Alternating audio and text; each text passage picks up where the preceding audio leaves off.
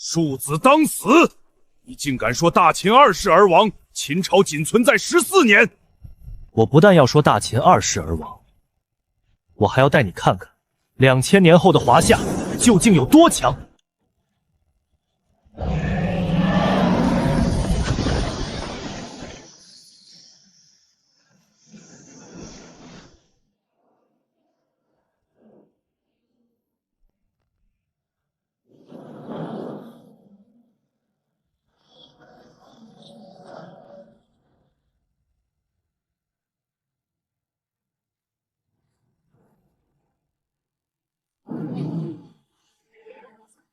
我操！不会真要对话大秦吧？刚对话完永乐，就要对话始皇帝吗？大秦有很多君王，未必是始皇帝，这期应该是秦孝公。我们都曾在历史书上看过无数清水无名者，但上面没告诉我们何为圣贤之心、王者之心，又或是绝望之心、忧民之心。今天，对话古今将带你们走进一位秦时大帝的一生。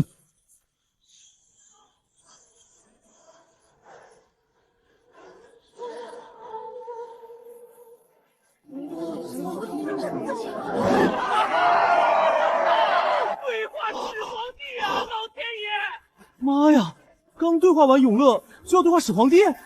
这主持人有大气不？就是不知道他会对话哪个时期的。求求老秦，不负国难！哈哈，六国想要裂土分秦，除非从本君的尸体上踏过去。寡人不要六国归顺，寡人要灭六国，天下一统。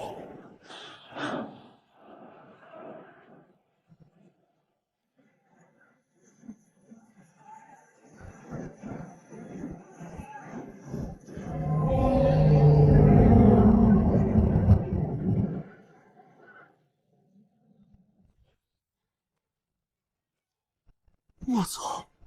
该不会始皇帝称皇帝的时候吧？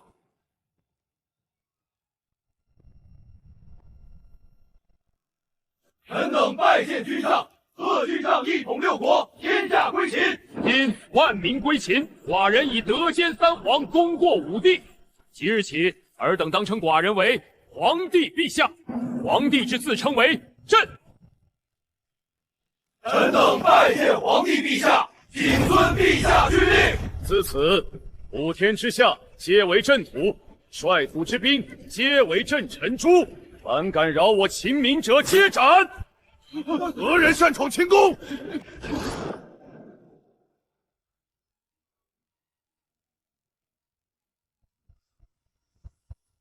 庶子当死！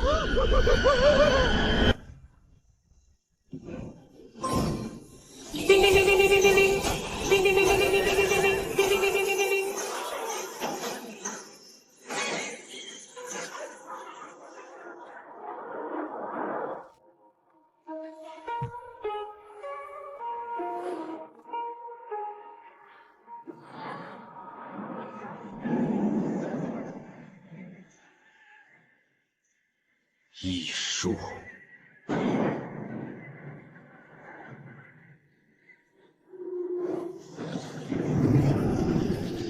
来战！区区艺术，也敢在朕面前放肆！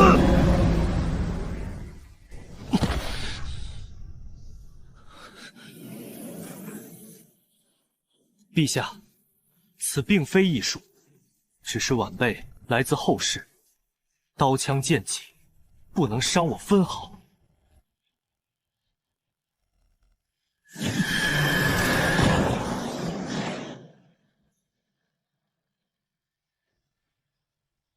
不怕刀枪剑戟，就不用死了吗？刀枪剑戟若杀不死你，朕便以钟鼎之声聋你耳，以恶臭毁你鼻，以奇丑污你眼，且看朕能否将你彻底抹除！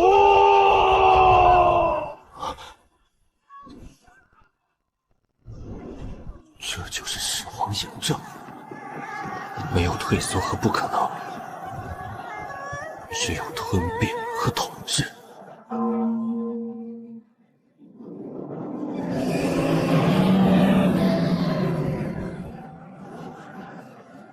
这就是挥剑绝浮云，诸侯尽西来。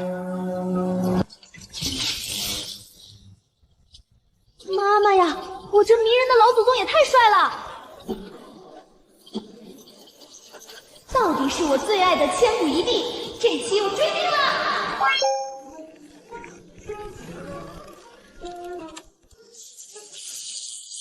妈的，爽死了！我打字手都在颤。哥们儿稳住，咱可不能得高血压，毕竟这才刚开始啊！先祖，晚辈真是您的后世，来自2000多年后的华夏。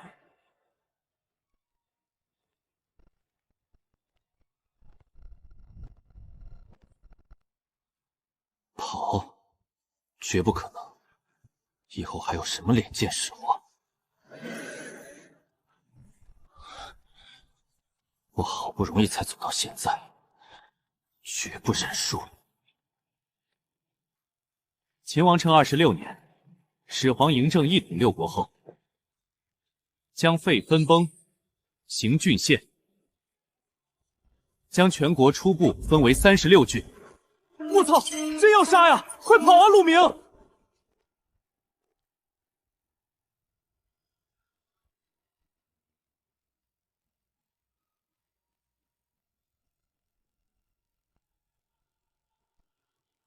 始皇嬴政，还将统一货币和度量衡，统一文字。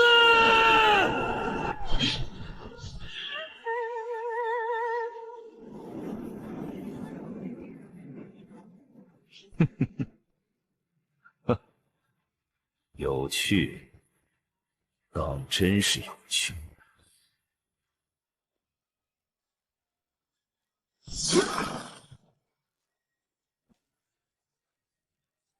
世间竟有人可跨越100年来对话朕。先祖，你相信我了。从你没定住朕，又说出废分封行郡事，朕便信了。此事仅朕与李斯知晓，断不会传于外人。那为何还要继续震慑我？其一，朕要炸出更多未来之事，若有，现在就做，提前造福大秦万民；若无，说明朕称帝后毫无建树，更当图万世之强。其二，考验后世，若你连朕3成威严都挡不住，用艺术逃跑，朕会对后世失望之极。好在你通过了，朕才给你一线生机。3成，只有3成，难怪荆轲靠那么近都会失手。这就是千古一帝的真正恐怖之处。什么叫千古一帝？没套出来，突然居然第一时间反思自己几件数不够，这2个原因全是为后世。这样的皇帝不做千古一帝，谁还配做？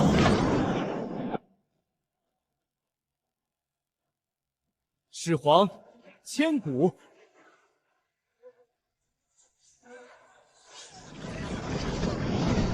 始皇千古。千古，朕之大秦可流传千世万世。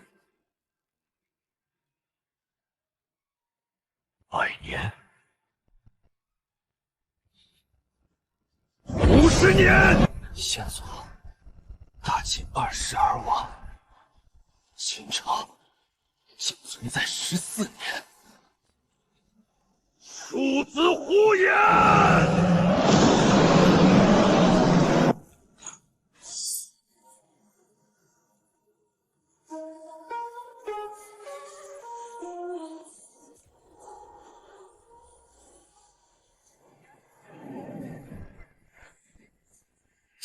先祖，晚辈绝无虚言。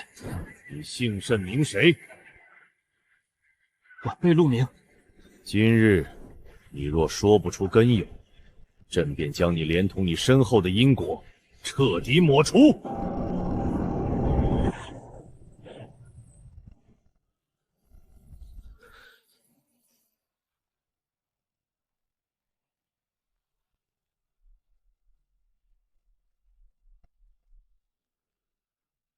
既如此，朕便教教你。朕将要创造的是一个座不可逾越的孤峰，透着亘古未有的旷世大国。在这个帝国，没有分封的诸王，没有国界的划分，没有生来低变的奴隶，没有接连不断的战争，只有人人平等，只有百姓安居乐业。军队空前强大，疆域空前一统，文字一统，度量衡一统，语言一统，轨道一统，文明一统，百姓丰衣足食，商贾自由往来。只有这样的国家才配称之为乐土。在朕看来，若是这样的帝国二世而亡，那也是这个世界之错。可是这个帝国，同样只因您一人而存在。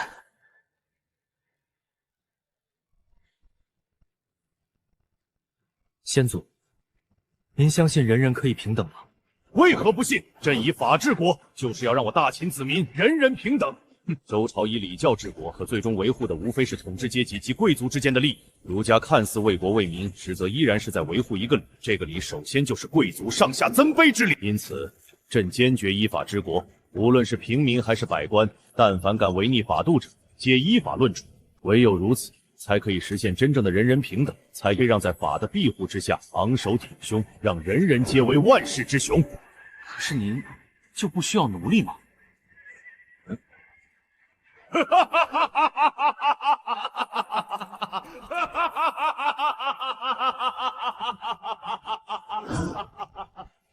朕灭六国，只为天下一统，让百姓不用再饱受战火流离之痛。伺候朕的人数不胜数，但他们亦有人权，绝非奴隶。只要世人遵守秦法，不祸害百姓，朕既不需要，也不愿让秦人为奴。而那些犯我秦法、祸我百姓者，难道不该为奴吗？先祖说的秦人，指的是本土秦人，还是后来的秦人？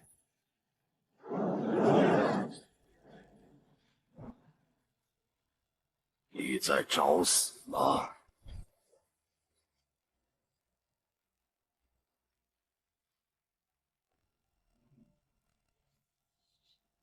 我必须逼出这位千古一帝的真正心声。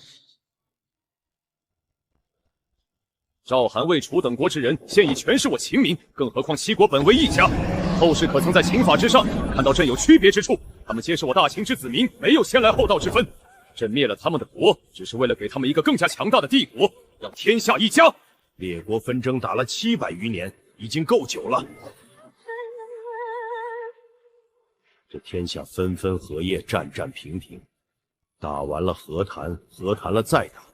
最终苦的还是芸芸众生，死的是百姓的儿女，耗的是百姓的钱粮，毁的是百姓的居所。这就是战争，这就是已经持续了700多年的战争。朕若不奋六世之烈，今日你看到的仍会是一场又一场不永生的战火。你还不知道会再看多少年。这样的日子，难道是现在的百姓和后世想要的吗？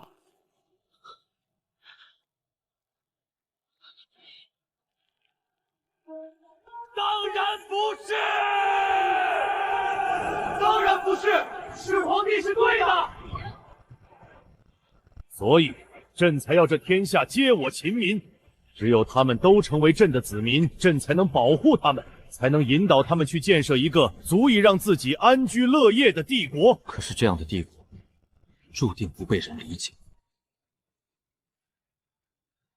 可是这样的帝国，注定不被人理解。那又如何？700多年的战争，换来的是百废待鸣的城池，是外族的虎视眈眈，六国残余随时可能掀起的战乱。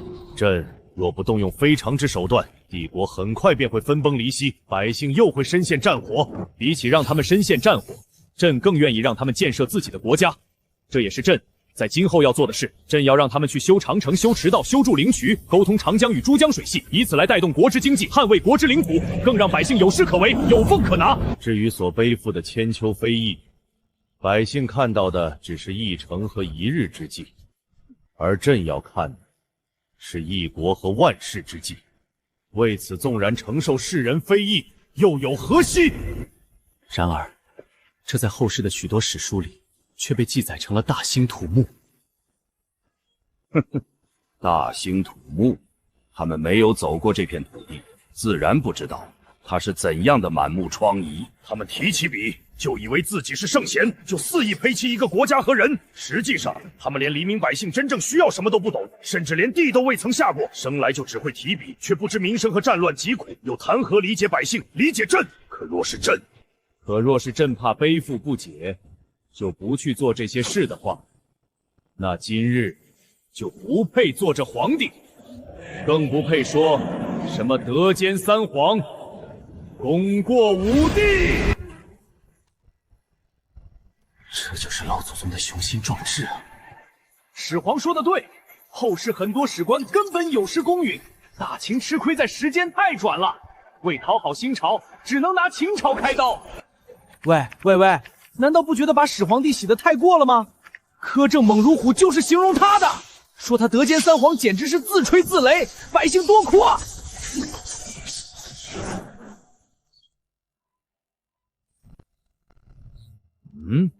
德兼三皇，唉，年轻人到底是年轻人呀。陆明把始皇帝洗白的未免有些过了。始皇帝的苛政可是没法洗的，那个时候百姓被压榨得多惨，难道他不知道？没错，一个带有个人强烈色彩的节目，可谈不上是对话古今。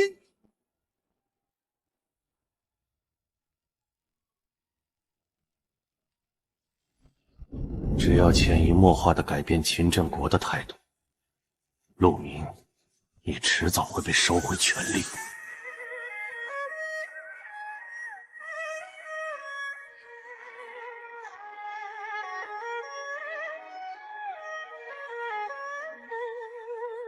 申皇先祖认为，何为德？该朕问你了，你还未告诉朕，大秦为何二世而亡？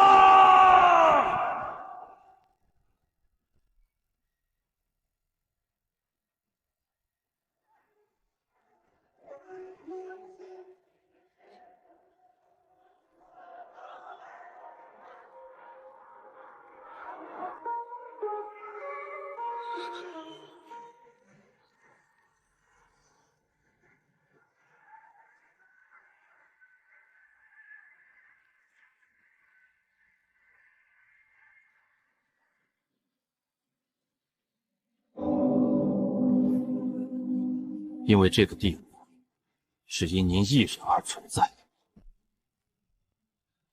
因朕一人存在。是的，始皇之心并吞八荒，囊络四海，您的才能更是震临古今，天下无匹。正是因此，您才可以实现书同文，车同轨，完成那些宏伟之举。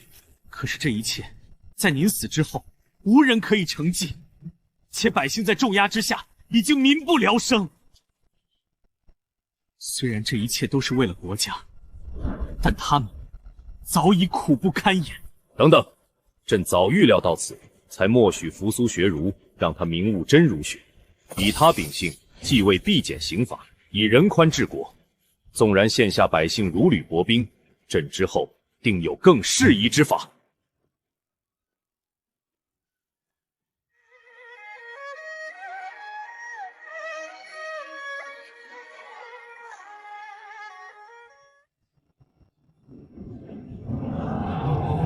而那个时候，大秦已有通达各处的驰道，统一的文字、车轨与将梁制，天下合一，百姓必能在新制下安居乐业，得享太平盛世。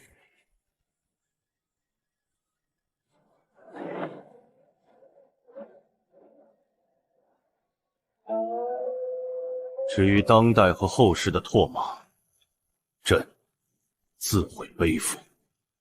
对了，我终于明白了，难怪身为始皇之子的扶苏会着重去学儒学。这位老祖宗早就考虑到了后世的百姓和大秦的万世基业。始皇先祖，您早就想到了，自己一定会背负千秋非议，对吗？既然如此，您为什么还要动用严刑峻法呢？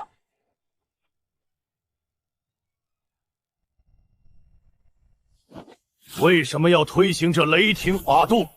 后世竟连这也不知吗？后世历朝历代，连看出这一点的人都没有吗？还是他们只记录了朕动用严刑严法，只记录了一句民不聊生？如果后世都是如此借鉴前人的话，那莫说大秦亡了，你们也迟早会亡。看到了吗？始皇帝动怒了，他在意的从来不是自己，他是在怪我们后世不争啊！这就是老祖宗。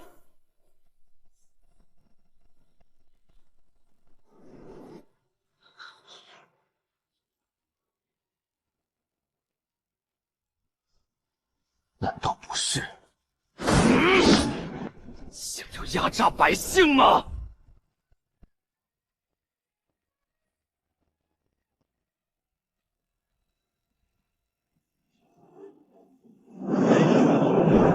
压榨百姓！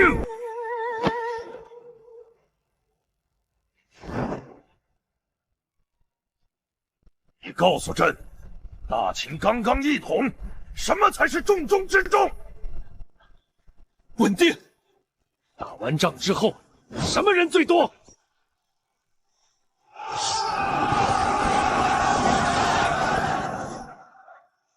流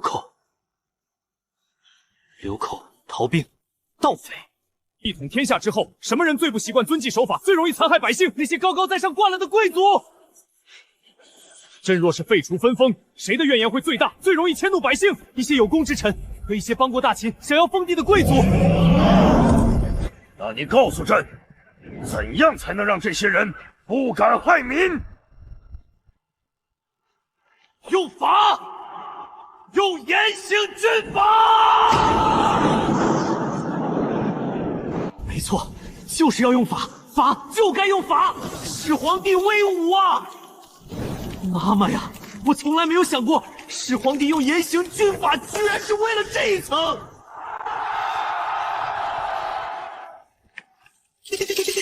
苍天啊，这真的只是一个节目吗？这问题我已经问了1遍了。可是这也太不可思议了吧！始皇帝真的能够考虑到那么多吗？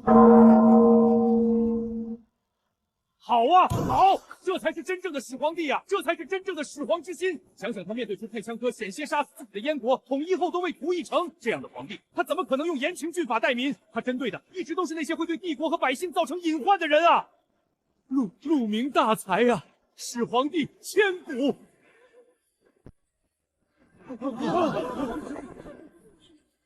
立刻联系后台，把林老的分析发到弹幕里，加红加粗，全屏置顶。好家伙，红色弹幕，第一次见啊！我操，这分析确实有道理啊！咱就是说，这样的老祖宗当不当得千古一帝？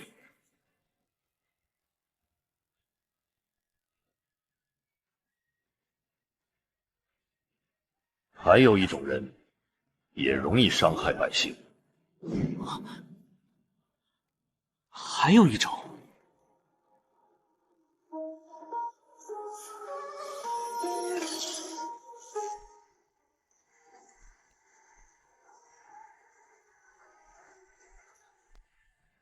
哪一种？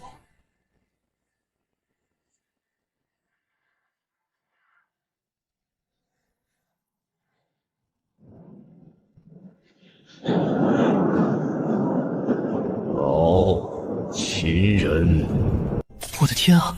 他推行雷霆法度，竟然也有防着老秦人的原因。我明白了，过去6国与老秦人之间有着多深的恩怨交锋，如今一统，老秦人心中怎会没有未消的执念？他们若是觉得自己高人一等，去肆意清算，那就是最大的隐患啊！我一直以为秦灭赵国是打我老祖宗，但现在看来，大秦没有苛待我们，反而是始皇处处为6国百姓考虑，委屈了老秦人啊！古往今来，有哪个皇帝能有这样的大气魄？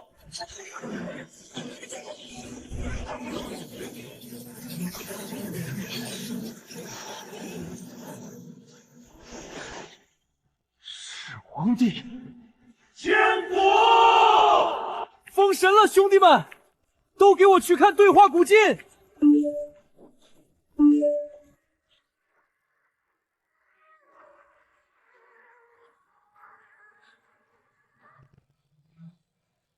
哼哼，标题党，保不准又是垃圾节目。我操，这节目不他妈比博然牛逼啊！这演员哪里找的？始皇陵里挖的吗？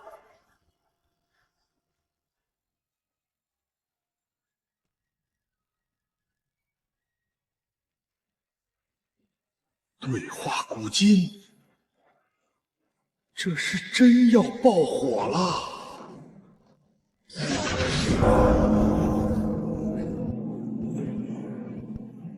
连老秦人都防备在内，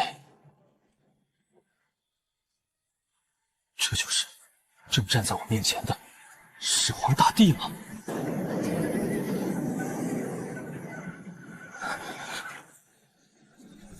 这一刻，我竟有种想要冲他顶礼膜拜、山呼万岁的冲动。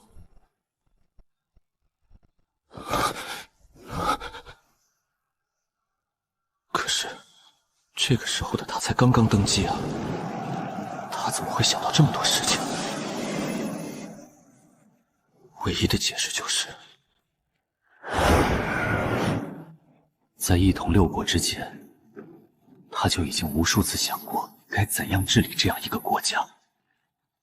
这种布局的能力，实在是太过可怕了。先祖难道一早就猜到自己会一统六国？嗨，一统六国很难吗？需要猜吗？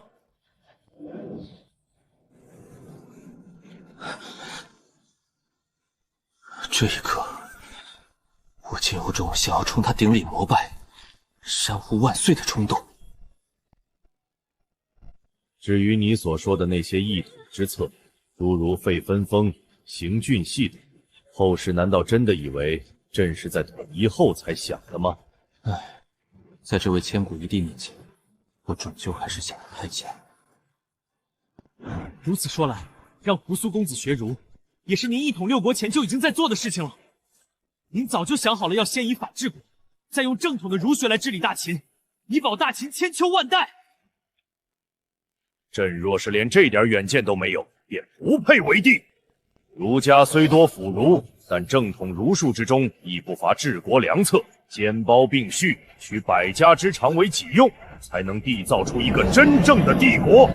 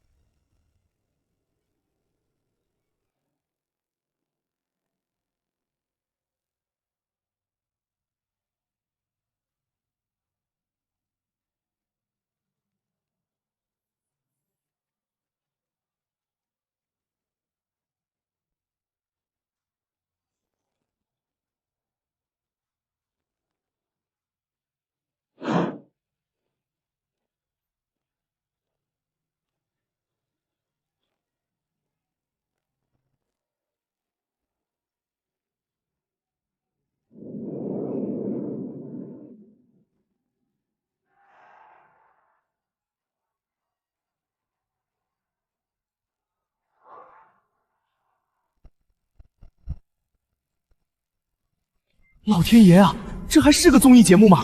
顶级剧组复刻出来的秦宫也比不上这1/1000的辉煌啊！让他拍节目，没让他真把秦宫给复现出来啊！这光特效得砸几千万吧？不行了，隔着屏幕看不太清。爷爷，这只是个综艺节目，又不是真的穿越到秦朝。可是这建筑和古董的纹理都和秦朝太像了。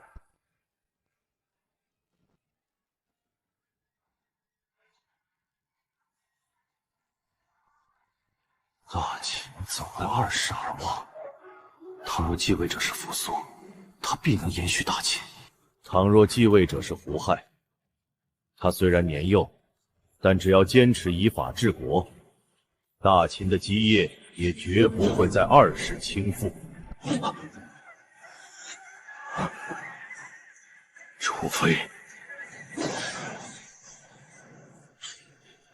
除非胡爱继位，且大秦除了不是奸臣。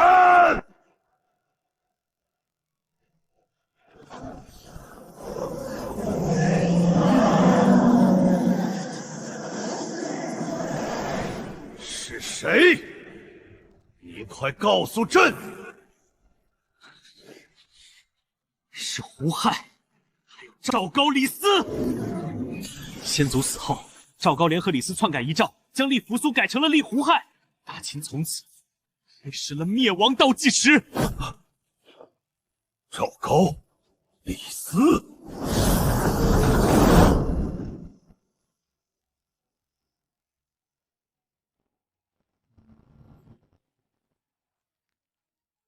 扶苏最后如何？胡亥假传遗诏，让扶苏自尽。扶苏听了，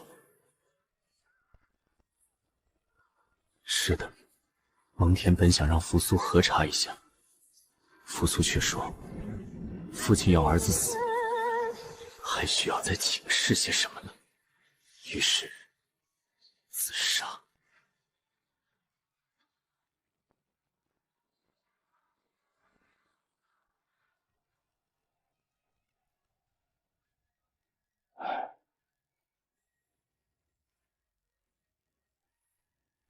他明知扶苏学儒会与自己作对，依然这么做。他以千古骂名换天下稳定，发配扶苏是为了历练他。可是这一切居然都毁了。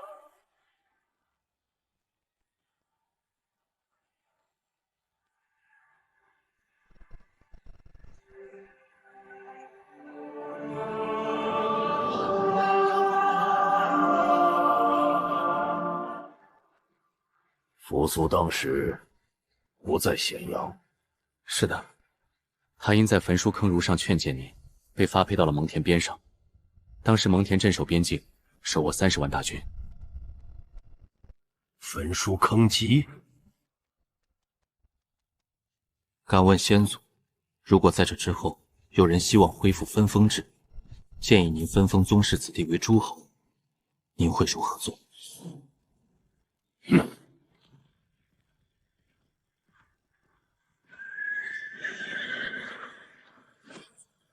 恢复分封制，此乃祸国之见。周武王大封同姓，结果诸侯相互攻伐，如同寇仇，民不聊生。宣太后大封宗肃，结果世人只知有四贵而不知有秦王。朕刚继位时，王帝成交不也起兵叛乱，将国家赖以生存的土地人丁再分出去，政令如何下达？朕还如何治理这千疮百孔的国家？敢言此话者，当斩！这是儒生说的吧？只知打着孔夫子的名号舞文弄墨，妄谈治国，以古非今，所以朕焚书了。后世以此诟病朕。是的。您下令焚烧秦纪以外的列国史，私藏诗书献祭烧，敢谈论者死，以古非今者灭族，且禁止私学，这就是焚书。此举不错，可我操，这洗白的太过分了吧！年轻始皇居然一点都不愧疚！你们真以为焚书有错吗？始皇帝需要你们原谅吗？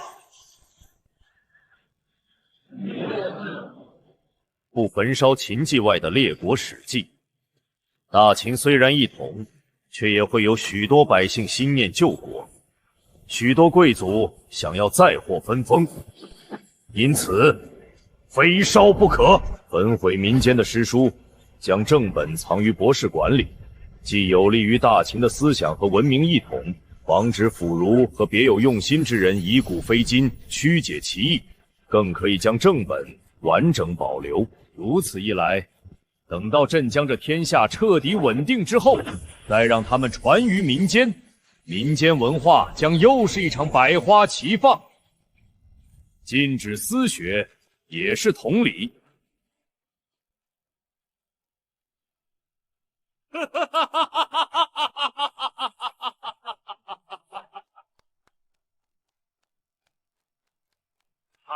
踩！我突然觉得有一点道理，是怎么回事？始皇帝真是这样想的？完全就是胡说八道。照这么分析，始皇帝不成完美皇帝了？活着都不愿让百姓读，死了会愿意？骗谁呢？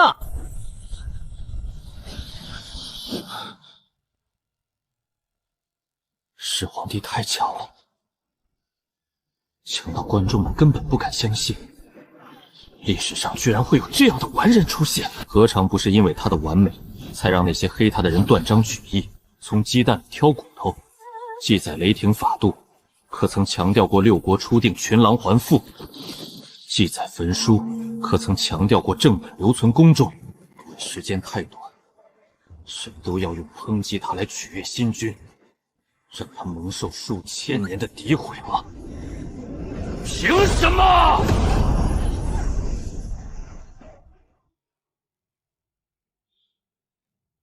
我决定用这一期对话本金为您彻底平反，而要破掉眼下这个质疑，实在是太容易了。好，是的，而且您并没有烧过农书和医书，且允许百姓保存。按照您的布局，学儒的扶桑在继位之后，一定会让诗书在百姓中流传。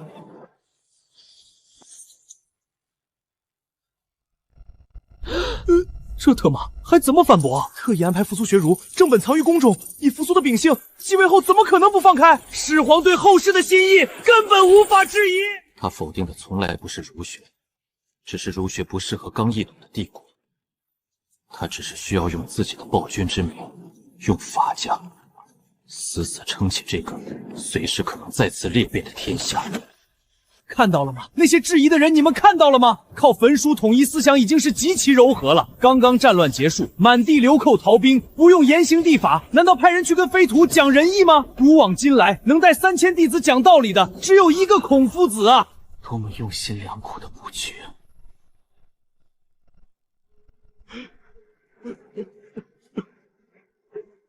最后，却毁在了胡亥手里。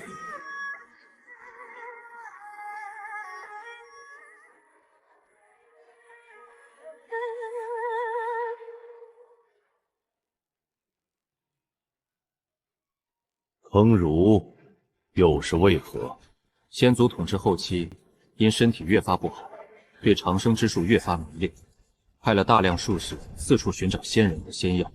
有一人名为徐福，骗了3000童男童女出海，再也没有归秦。世间是否有仙？没有。后世也有许多君王迷恋长生，但都没有找到仙人和仙药，反而因为服用大量所谓的仙丹而英年早逝。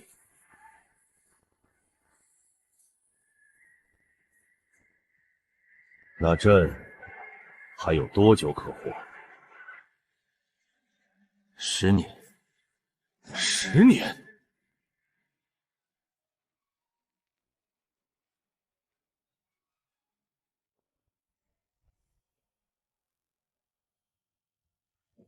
快说，朕为何要将那群方士的传承彻底抹除？因为您意识到自己受了欺骗，那些术士都是投机取巧的骗子，根本没有真才实学。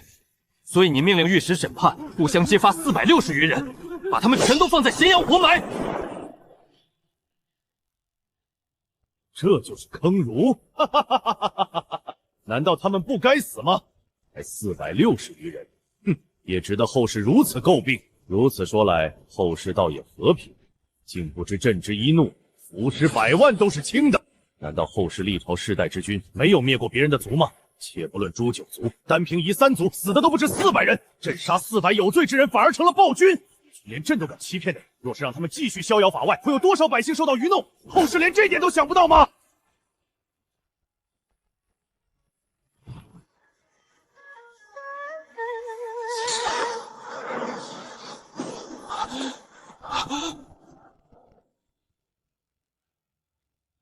若这也算暴君，那尔等真该庆幸这些犯罪者只有400余人，否则后世史书只会记载始皇帝坑杀了1000人、10000人，杀1000人、10000人不够，那就杀10万、50万，朕便杀多少。至于暴君，莫说朕为的是万世黎明，就是纯为自己，做了这暴君又如何？天下纷争700年，后世更过了2000余年，想必英雄辈出。纵着万世枭雄皆来，且看谁能奈何朕，谁又敢奈何朕！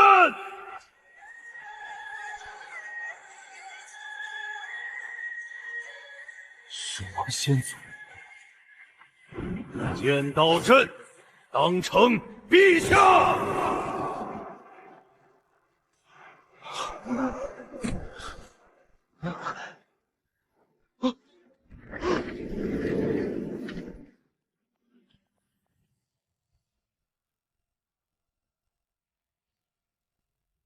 他之前愿意说这么多，是真把我当成了后世。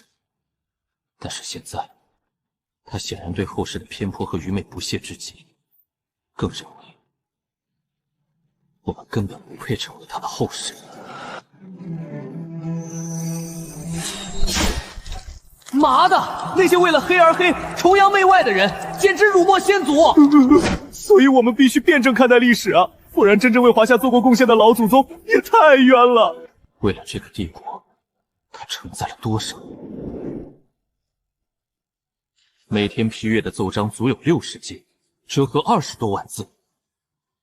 这就是这位千古一帝的日常。但他付出了这么多，获得了什么？当世不景，百姓唾骂，贵族余孽恨不得杀之而后快。无数史家一致黑了他几千年。即便在现代，恶意抹黑的人也数不胜数。这样的后世，真的配喊这位千古一帝祖先吗？如果我身后还有一堆这样的人，那我还配和他对话吗？糟糕，陆明不会真入戏迷茫了吧？始皇帝演员的情绪太强了，现在的陆明还不能够在他面前稳如泰山呢。除非什么？除非他能迎来一场彻底的蜕变。主持人最忌讳的就是冷场，这是直冲100万的关口。如果他失误导致节目倒退，全权代理权绝对保不住，只会被别人摘了桃子。奇迹不出现，你拿什么在主持对话鼓劲？我侄子接管节目的机会终于要来了。糟了，我们得帮帮陆明。始皇气场太强，他不是一个人在拼，我古从今，承前启后，大家一起上！弹幕，让后台看到弹幕传给他，还有转机。始皇演技太强了，我隔着屏幕都惭愧迷茫。可是怎么帮啊？联系不上他。再这样下去，代理权会被收回的。我们必须让他知道，他不是一个人在拼。没错，我古从今，承前启后，从来不是陆明一个人的事情。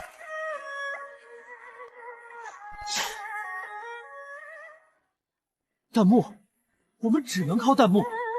他肯定带了微型耳机，只要让后台看到弹幕传给他，没准还有转机。可是我们该说什么呢？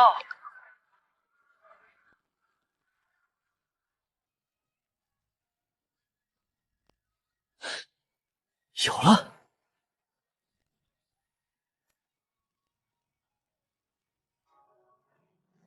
如果我只代表自己，我会毫不犹豫地说支持，骂那些黑子。可是，不仅代表我自己了。陆明，加油啊！1周前我刚从国外回来，我可是放弃了几千万年薪的。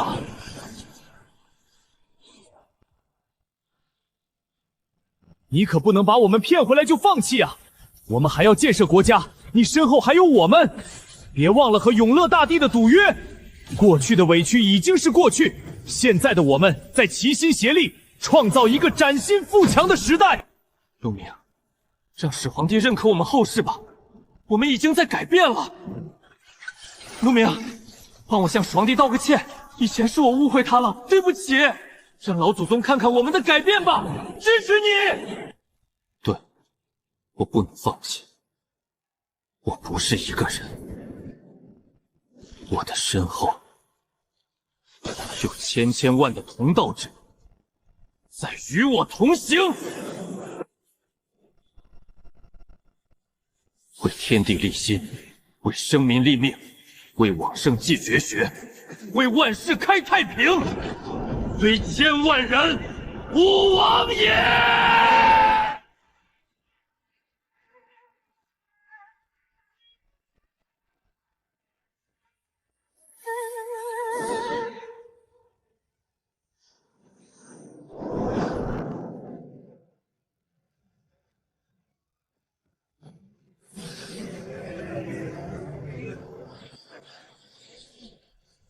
陛下瞧不起后世英雄，他们未必不是人人如龙。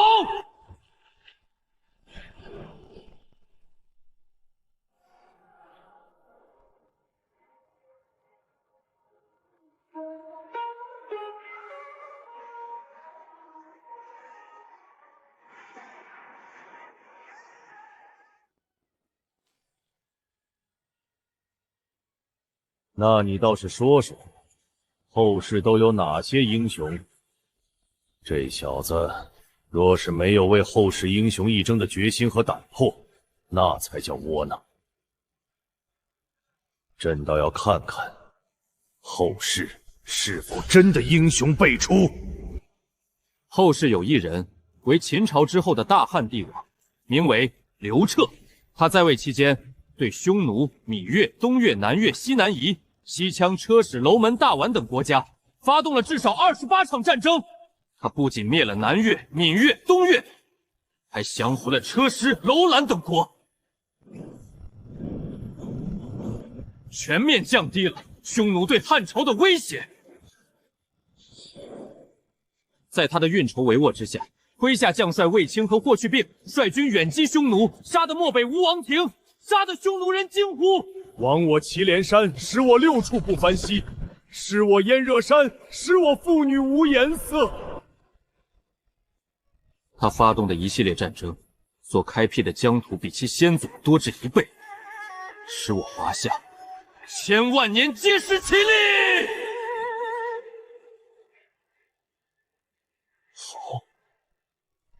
好一个杀得漠北无王庭！哈哈哈哈哈哈！朕仿佛已经看到了那个时代，看到了魏霍二人冲锋在前，刘彻居于后方运筹帷幄，大杀四方之景。我操！我操！我之前还以为汉武帝只是打匈奴，把国家打得府库空虚，没想到吞并了这么多疆土。我以前也觉得汉武帝名不废实，陆明随口一提的功绩都太厉害了。之前是我痴浅了，怪不得大家都说秦皇汉武啊！敢问陛下，此人可当英雄否？当得，当然当得。如果汉武帝都不算英雄，还有谁能当？杀至祁连，保子民无恙，此人可为英雄。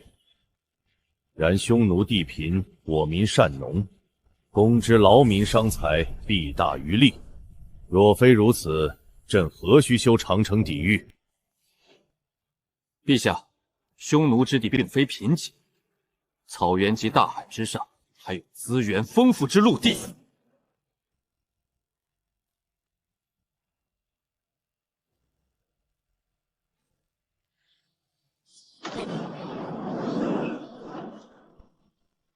啊！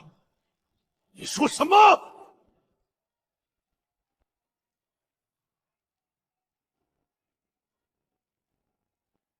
晚辈若有半句虚言，便无配颇为您后事。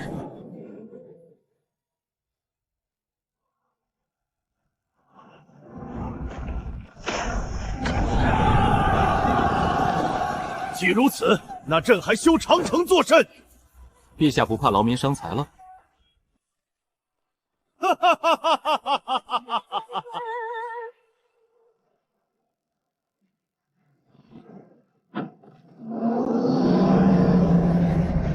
恶的都是恶的。待朕和你论完英雄后，你便将那些外域的形势详细说与朕听。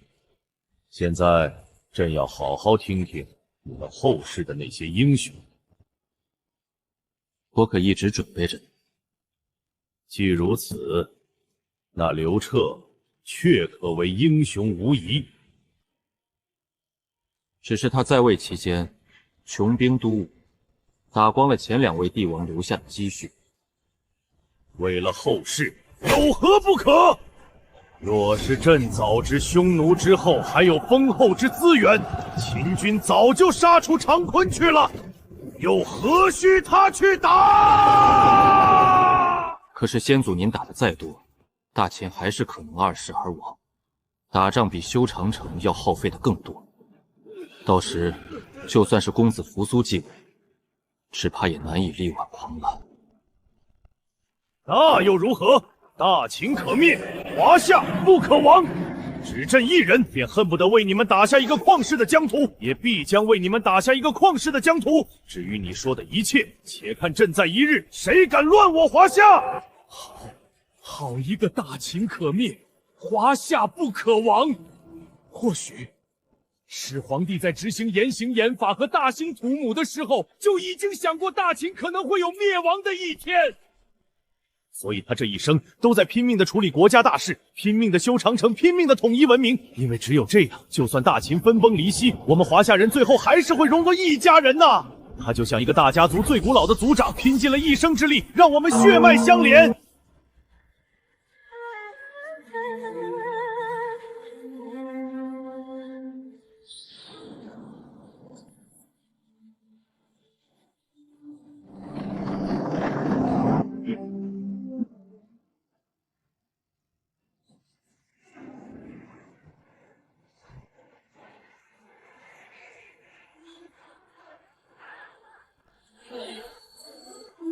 对话古今太坏了，怎么又让我哭啊？突然觉得始皇帝这一生好苦啊。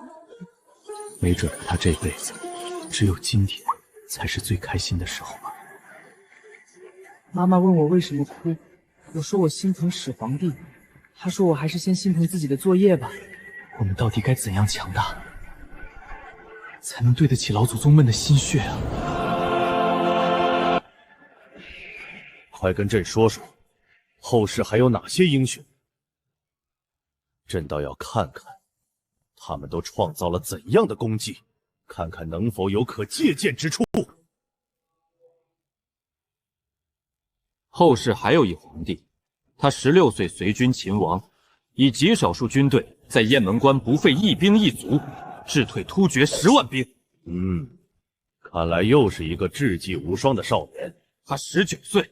追随父亲南征北战，建立大唐，封至秦王，灭西秦，破秦帝薛仁诰。他21岁，灭宋金刚与刘武忠2大军阀。22岁，3000骑兵破10万敌军，一战秦双亡，抵定中原。23岁，他灭叛军刘黑翼、徐元朗，逼降杜凤威，官至封无可封的天策上将。即皇帝位，开启贞观之治。31岁。灭当时的东亚霸主东突厥，升节力可汗，令其来长安跳舞，被草原诸部尊封为天可汗。36岁灭吐谷浑，39岁击败吐蕃，破松赞干国，使其前宰相携重金到长安谢罪。40岁灭高昌，生秦国王，献屠长安。42岁灭薛延陀20万主力。43岁破西突厥。46岁东征高句丽，夺辽东10城。47岁打得解骨归附，北方诸部进谏效忠。48岁，再次派军扫荡高句丽，高句丽王派王子请求宽恕。49岁，灭中天敌，收降西突厥3所，外加统眼江、龟兹于特，设安西4镇。50岁，因病去世。要说我最喜欢哪几位皇帝，非秦皇汉武、唐宗明祖莫属。若是加上文治，纵观世界史，谁人可比？更幸运的是，我现在能去真实历史上一睹绝世风采。呵呵，再厉害又怎么样？还不是被我们先宗射成了独眼龙。这话你们敢当着唐太宗的面说吗？死泡菜，直接去昭陵说，看你们有没有这个胆！哈哈哈哈！踩！此人在位时灭了多少国家？未曾仔细数过，只知中唐一朝灭国30余，大大小小的藩属国也30余。每年皆向大唐上贡称臣，巅峰时和唐孝的国家有70多，朝贡的国家和民族有300多个。哈哈哈哈哈哈！才，大秦之外竟有如此多的国家，倒是朕目光短浅了。哈哈哈！区区匈奴，朕今日就令蒙恬打出长城去，务求年底灭之。在朕有生之年，必要将这些国家全部一统，让他们学我秦语，书我秦文。打就该打，让他们全学汉语吧。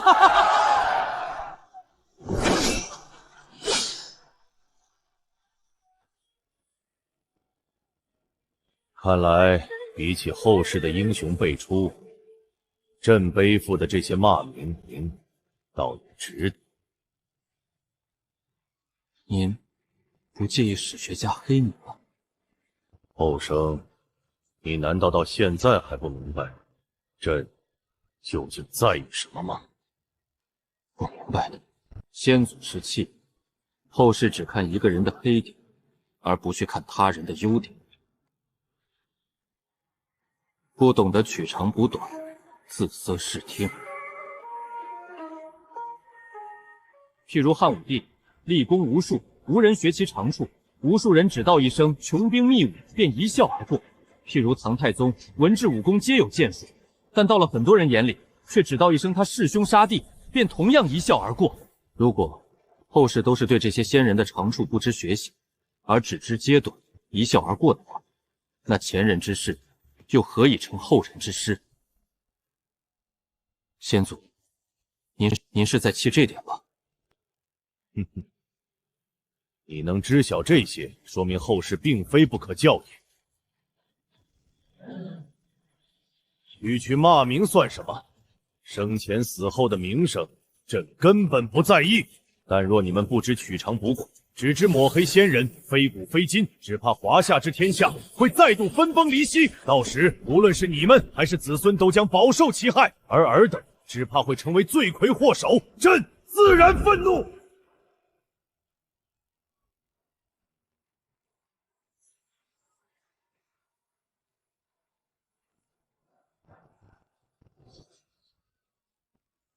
晚辈谨受教。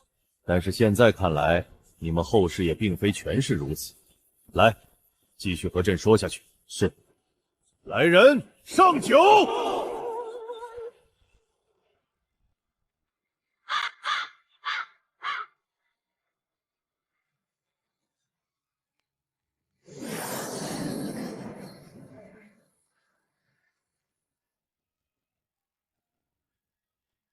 上酒！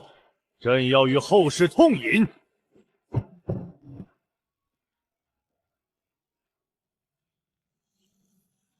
真要论起辈分，我这算不算是在让老祖奶给我倒酒？今日你便与朕论尽后世英雄，仅凭这些人还不够？这还不够？汉武唐宗放到哪个时代不得秒一大片？得是千古无敌。看来得搬出另一位绝世狠人了。快把节目部宣传出去！这可是对话古今的新爆点啊！震惊！这个主持人居然正和始皇帝发生不可描述之……好家伙，让我来看看是什么不可描述之事！我操，喝酒！突如其来的骚闪了老子的腰啊！国家台学坏了啊！等等，这始皇帝的气质怎么真跟皇帝一样？我真是低估他。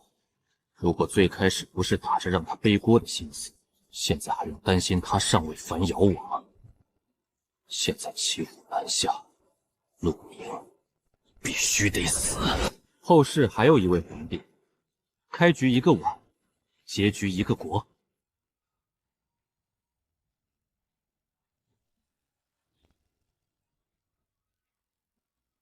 开局一个碗，他名为朱元璋，穷苦出身，自幼父母双亡，当过和尚，做过乞丐，却在最后推翻了异族王朝的统治，建立了华夏史上最有气节的一个朝代——大明。哦，最有气节，比大秦还有气节吗？秦国未统一前有过和亲，而在有名义上，天子守国门，君王死社稷，不和亲，不纳贡，不割地，不赔款，不称臣。个人能力朕认可，但说大明最有气节，朕不认。若敢让朕割地和亲，朕必让他毁城灭国，万里无人烟。这只是为君底线。秦帝国在气节方面，输是输在其二世皇上。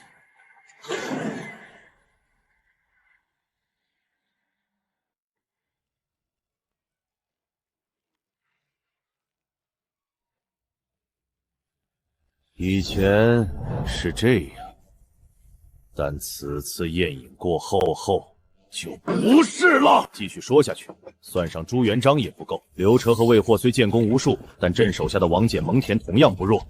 若是朕指挥他们，要灭刘彻不过弹指之间。且看赵楚两国哪个没有当世名将，哪个又不是在朕面前做了古？至于16岁秦王的天可汗，若当时是朕去围剿，他的疑兵之计只会换来全军覆没。要说那突厥可汗也是废物，10万大军竟怕以疑兵之计难成大器。纵然被天可汗所灭，也是咎由自取。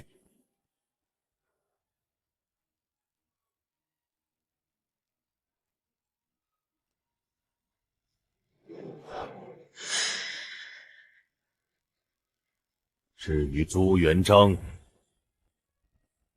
开局一个碗，若是碰到朕，朕让他结局还是一个碗。若是敢违逆朕，照杀之。他们放于任何一个时代，皆可以是不世的英雄。但若与朕同时代，无非就是多费些兵力和手段，攻其城灭其国罢了。太有道理了。若是真让他们同时代争选，他们肯定会一边逐鹿天下，一边把其他国家当成副本刷了。估计全球只剩他们几个，还没分出胜负呢。永乐大帝已经对话过，唐玄宗早死20年还行，霍去病。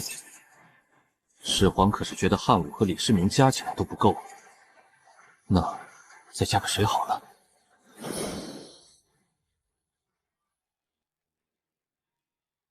秦孝公以及大秦6世之君。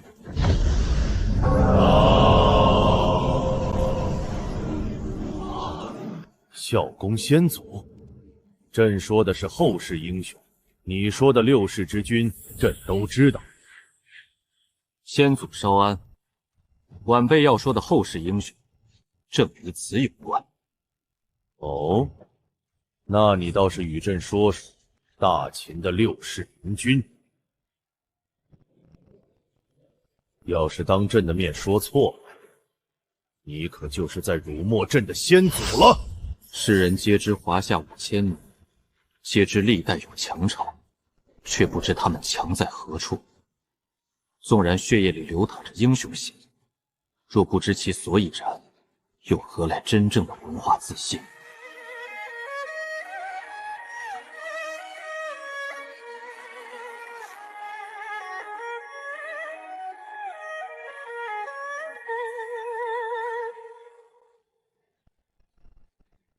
身为华夏后世，我们也曾经像秦朝一样饱受着国破山河裂的苦难。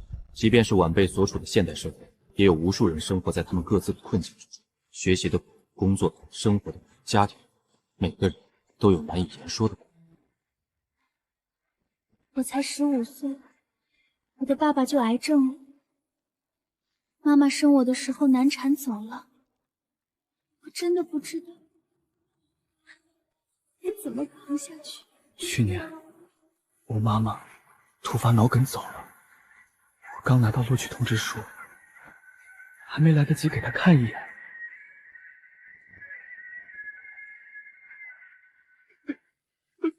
36岁了，10几年都没长过，找个年轻人就把我换了。家里还有2个上学的孩子，老婆身体也不好，我真的不知道该怎么办了。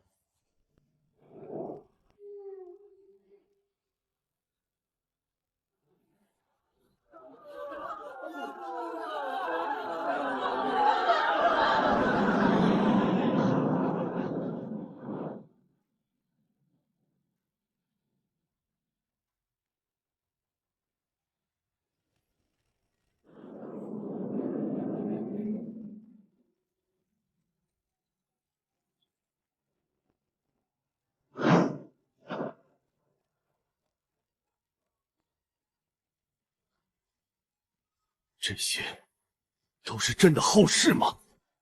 是的，这些就是后世之难，后世之苦。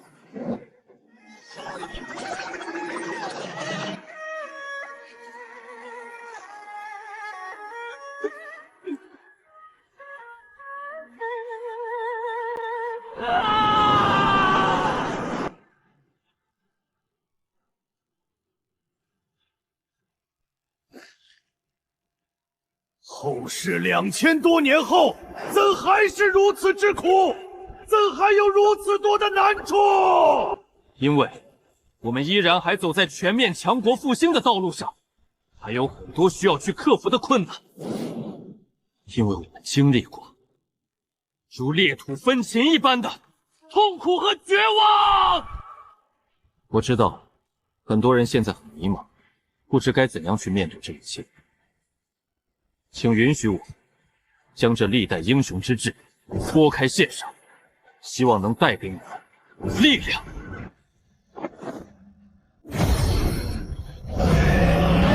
诸位，且观大秦6世之强，且听我们的列祖列宗和先辈们古往今来的华夏龙吟。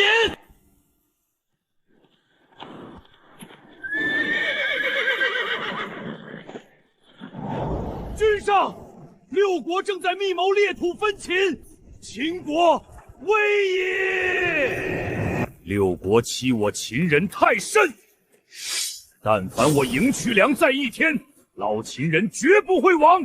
马上召集所有兵马，随本军备战，周周老秦，共赴国难。大秦第1世之强，强在秦孝公赢渠梁。秦孝公继位初期，秦国积贫积弱，六国任谁都可以踩上一脚。正当此时，秦孝公横空出世，力挽狂澜，身先士卒，方保大秦不灭。其秉共赴国难之心，行商鞅变法，奠定了大秦强国之基。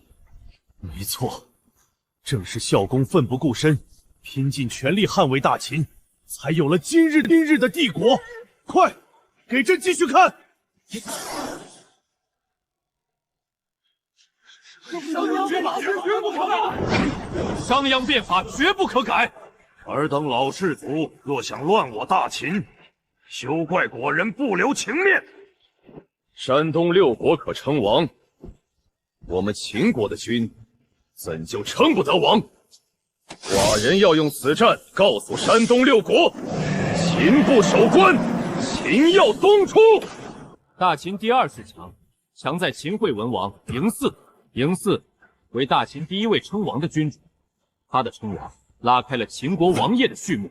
时逢孝公身死，国内有士族反对变法，外有强国虎视眈眈。正当此时，主尔继位，承孝光之治，行商君之法，削士族重人才。而后其用张仪纵横之策，分化合纵，蚕食列国。其凭一渠吞拔水，东出函谷关，南下商禹，让大秦正式开始开疆扩土。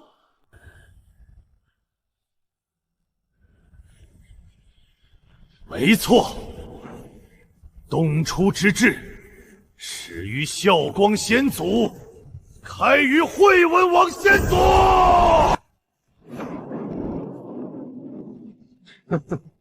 天子之鼎，很了不起吗？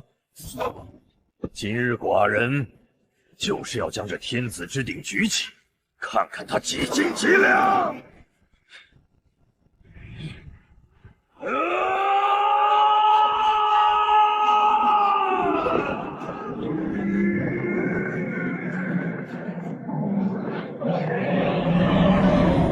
大秦第3世之强，强在秦武王嬴汤。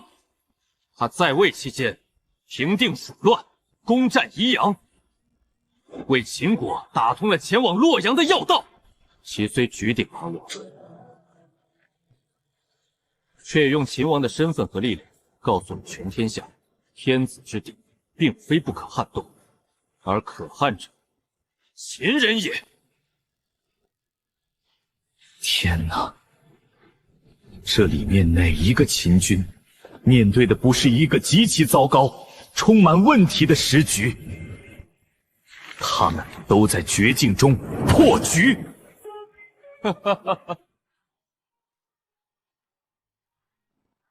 寡人不要你六国称臣，寡人要灭六国。大秦第4世之强，强在秦昭襄王嬴系。其在位期间，重用白起和范基，以远交近攻之策，大幅度扩张领土，使大至大秦版图，甚至超过了六国的总面积。虽到了晚年时期，大秦已经民生凋碎，遭到了六国的联合打压，不得不放弃大量战果。纵观嬴系的一生，可总结为：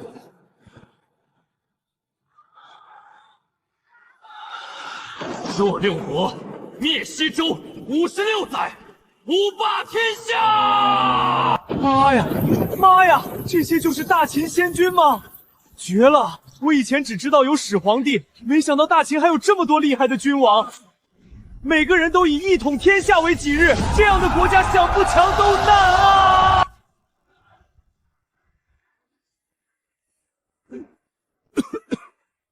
我还顶得住，瞧不起谁呢？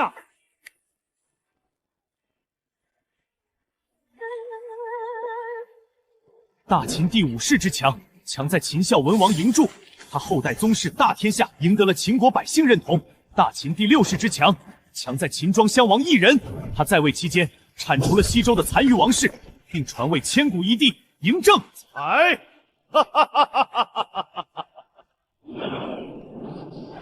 若无我大秦6世先王，朕要一统六国，必会晚些时日。只是晚些时日，这就是嬴政，他能一统，靠的必就是他自己的文韬武略。是的，昭襄王虽然打废了六国，但同样打通了秦国。再加上陛下所处时期，赵国有李牧，楚国又开发江东，纳泗水流域为疆土，国力得到了极大的发展。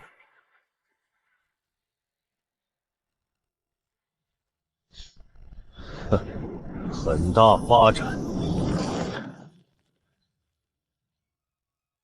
很了不起吗？楚国的确难打，但在朕眼中，早已是囊中之物。李应20万大军灭不了，朕转眼就给王翦60万大军。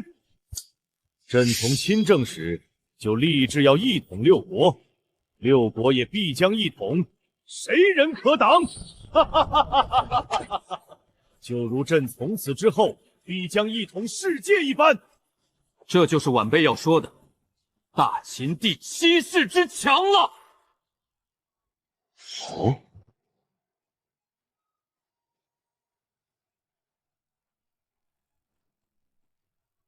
来了来了，终于要到始皇帝了，我倒要看看陆明怎么说。一统度量衡早就说过了，要是还赘述，那主持公鼎可不够啊。我相信陆明，他绝对会给我们带来惊喜。若是换一个皇帝，在20万大军惨败之后，只怕都会采取休养生息，或是与敌人和谈的策略，等待新的时机再出兵，甚至他们可能终其一生都不会再去打。但是始皇先祖不同，灭楚之战，第1年20万大军惨败，您第2年就发兵60万，这在整个世界史上都是举世无双的魄力。这可是2000多年前的兵力，在经历了伊阙、华阳、长平，消耗了整个秦国无数财物，死了无数精锐之后，光是长平，秦国就死了近20万。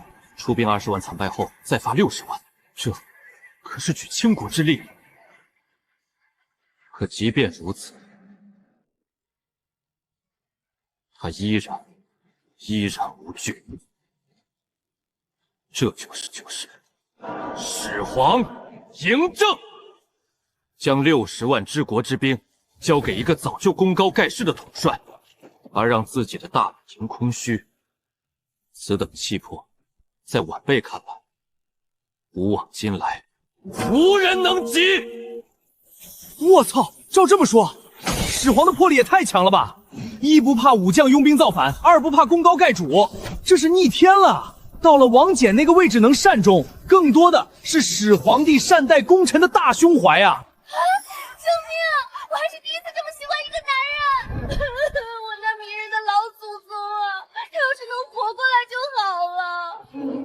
下赴汤蹈火，在所不辞。在古代，皇帝要你交兵权，10000兵，微臣岂可有二心？那60万，60万，众爱卿这是在给我批什么？别给朕，别给朕啊！如果让交出兵权的是始皇帝呢？大胆！尔等欲陷我于不忠不义乎？将这反贼给我拖出去斩了！哈哈哈哈哈哈！这就是始皇先祖的魅力呀！先祖，晚辈有一事不明。何事？在很多后世眼中，先祖霸气无双，一生不会低头。可是，在李靖20万大军失败之后，您却亲自去到了平阳，向王翦致歉，亲自请他出山。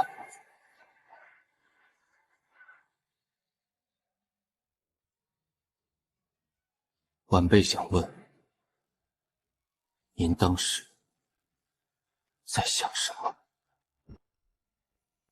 怕楚国倒戈，怕天下人觉得大秦能被打败，都不成立。他当时已经灭了3晋，功盖千秋，就算躺平一辈子，也绝对是一代雄主。可他依然屈尊道歉，这简直匪夷所思。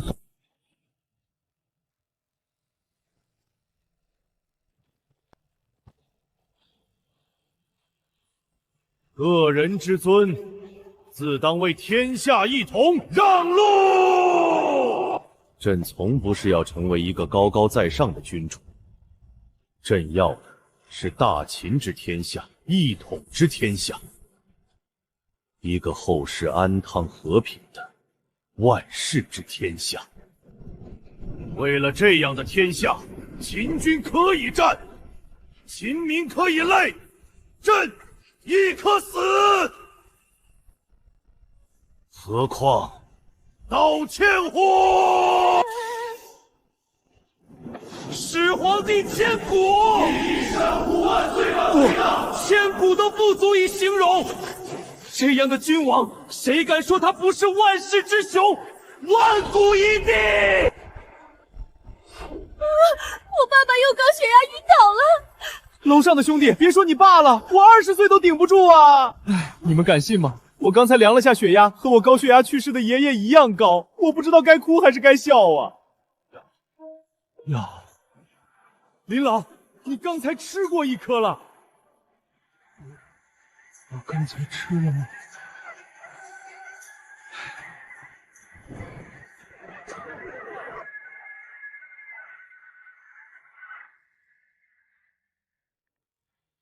以后只要是林老来看对话古今，都要派个专家实时看护。不好，现在马上派个急救队过来！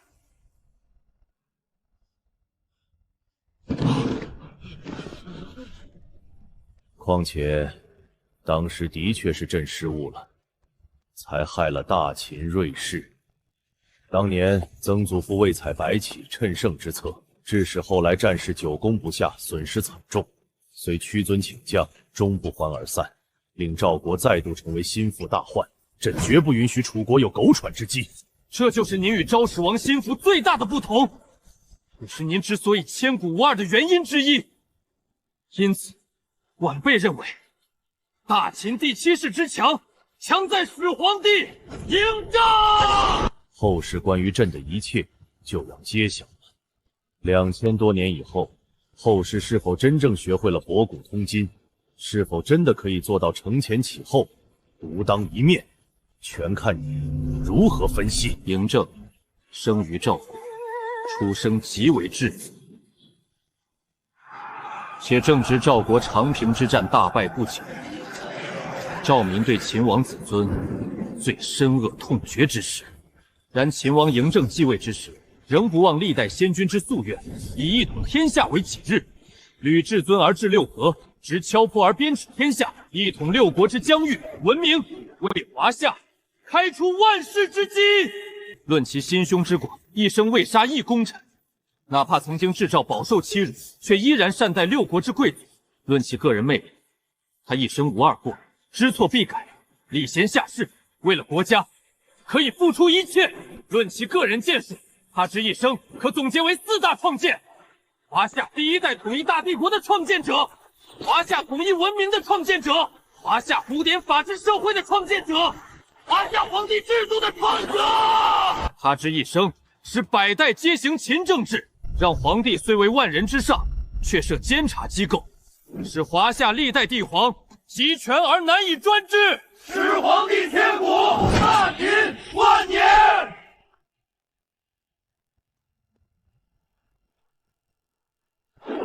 妈的，妈的，这就是始皇帝呀！不行了，不行了，我得站起来缓缓，坐着血压都不通了。兄弟，你也在看对话古今吗？对啊，妈的，不好意思啊，兄弟，我不是在骂你。没事没事，我理解你妈的，都怪对话古今比伯然啊！啊！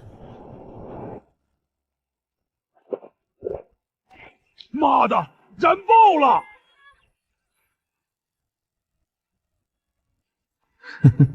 我倒要看看有没有那么神。快继续说下去。论始皇嬴政贡献之强，其一统华夏之文明，福泽千秋万代；其一统之山河，未来壮丽神州之基础格局；其一统之文明，奠定了华夏未来万流归宗文明凝聚之根基，奠定了华夏2000多年来无论岁月流转、时代变换，最后终至一家，血脉相连之基本。因此，始皇嬴政一生虽大兴土木，用严刑役法等残酷手段治国，但出发点皆是为了万民万世之天下，且他所立之功，皆功泽万代，可堪为万古一帝。什么叫节目？这他妈才叫节目啊！我宣布，对话古今永远的神，这才第2期啊！妈呀，太他妈燃了，燃的受不了啊！不能典籍，而超脱于典籍，这小子太让人震撼了，我实在是不行了。快把林老带到隔壁去治！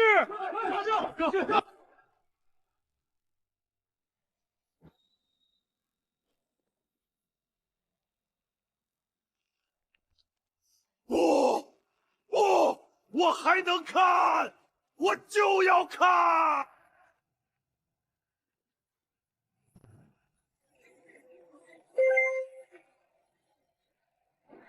总台长，在线人数已经突破100万了。什么？我3秒前看的时候才刚破100万啊，这才3秒不到，涨了1000多。100万可是节目等级的分水岭，国家台数据绝对做不得假。一个现象级节目真的出现了，才1周的时间，陆明就让一个节目从100多人飙到100万人，这小子不得了啊！这本该是我的政绩，现在居然没一个人来恭喜我。陆明，总台长，我们现在加大节目的宣传力度，让对话古今火出国吧！总台长，这不太好啊。虽然陆明是我的下属，但这节目我们毕竟没有审核，万一出了问题。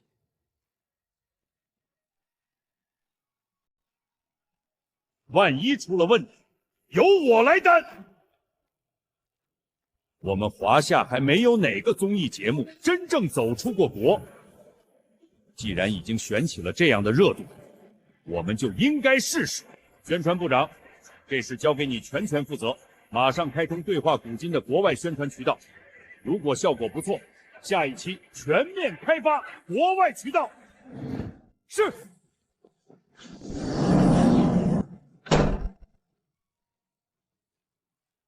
对话古今能不能在国外掀起热度？陆明，就看你这最后半段的发挥了。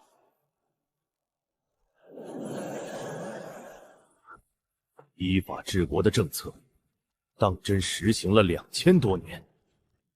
还有后世5、6十族宁一是什么意思？朕要你把后世的这些，通通都告诉朕。这正是晚辈马上要跟您论的华夏当世之英雄。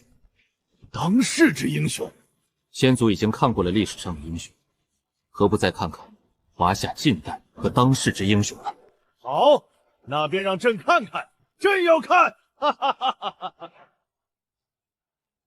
先祖，华夏虽然宁毅，但后世的路却并非坦途。天下合久必分，分久必合，乃是常事。你方才也说，朕已经为后世奠定了合一的基调，难道还有其他大难不成？等等，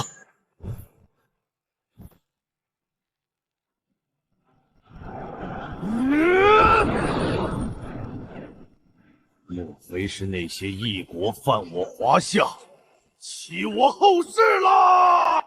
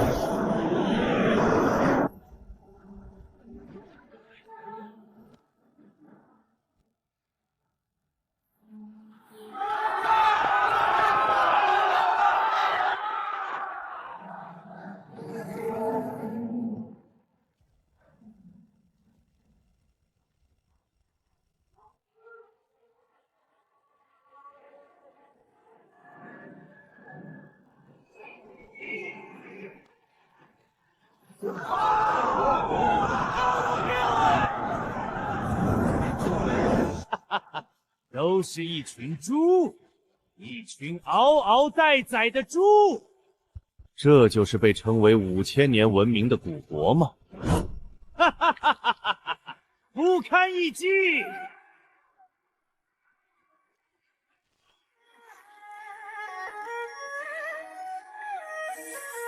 这是镜像，朕伤不了他们。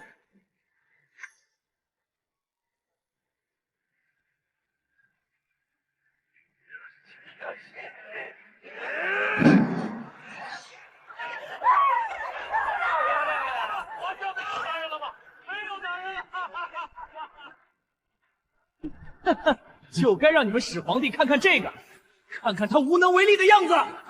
就是，还对话古今呢，有本事让始皇帝来打我们啊！哈哈哈哈，这不过就是你们在自娱自乐罢了，哪有什么真本事？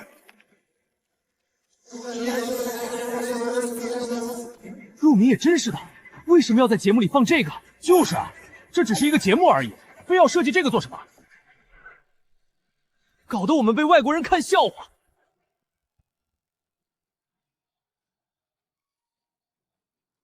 看来陆明的热度不过只是昙花一现罢了，这就叫搬起石头砸自己的脚。华夏没有男人了吗？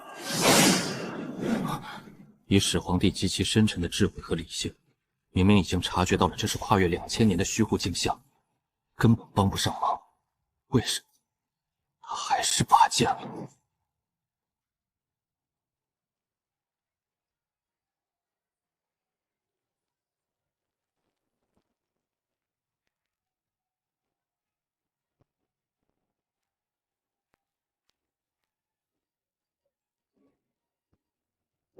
一个节目我们怕什么？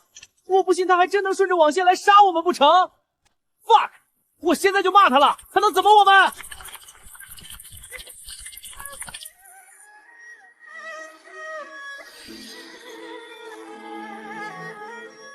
后世之苦，乃朕之罪也。先祖何出此言？若是朕能够一统世界，让这个世界以华夏人为尊，便绝对不会有人敢欺负你们。刚才你给朕看那些言论时，大篆朕认得，下面的字也颇有华夏风范，唯独最下面的字朕不认得，那些是外域人的语言，外域人的文字吗？是的，它曾是我们很长一段时间的必修课程。书同文，车同轨。朕本以为如此便可让华夏万世宁一，如今看来，无非是朕在自娱罢耳。若灭尽外域，朕的后世就永远无法高枕无忧。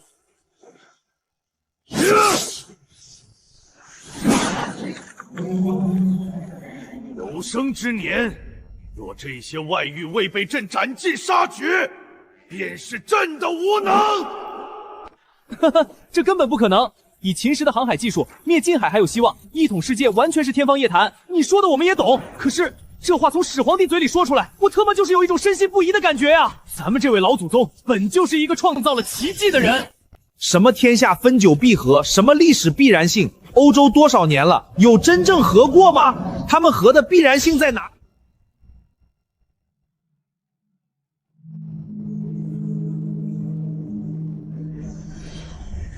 千古无二，万古一帝，除了他，舍他其谁？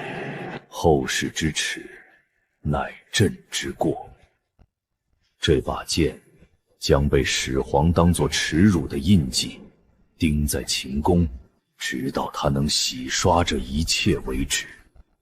朕本以为做好朕能做的一切，背上一切的罪名，不择手段让这个刚刚一统的国家稳定下来，后世就可以高枕无忧了。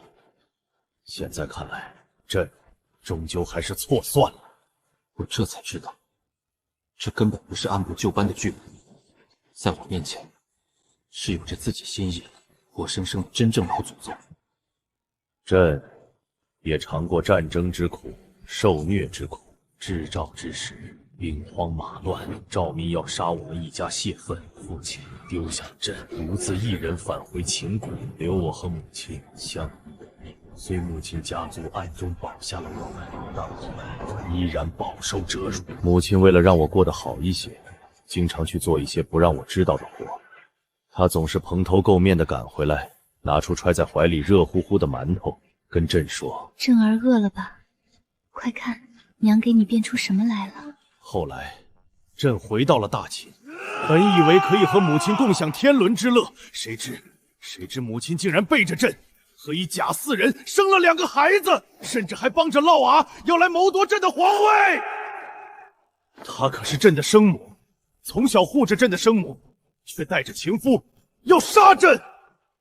朕要断绝关系，满朝文武却让朕恪守孝道。盛怒之下，朕连斩了27个大臣。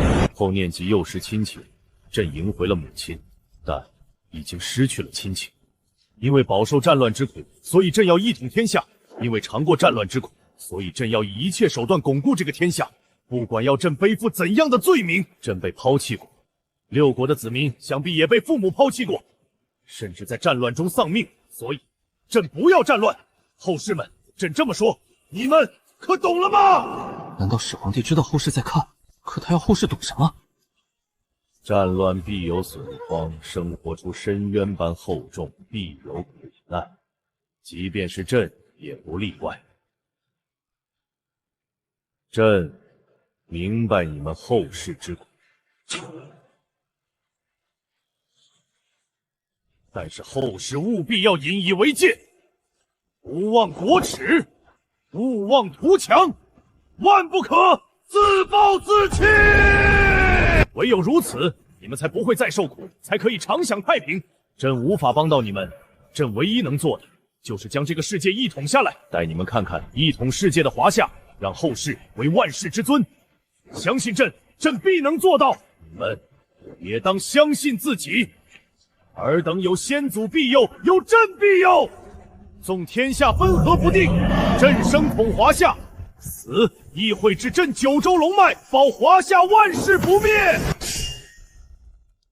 这把剑从此以后会悬在朕和文武百官的头顶，直至天下一统。至于富家强己，兴国接力，还看后世。请始皇放心，我们会接力的。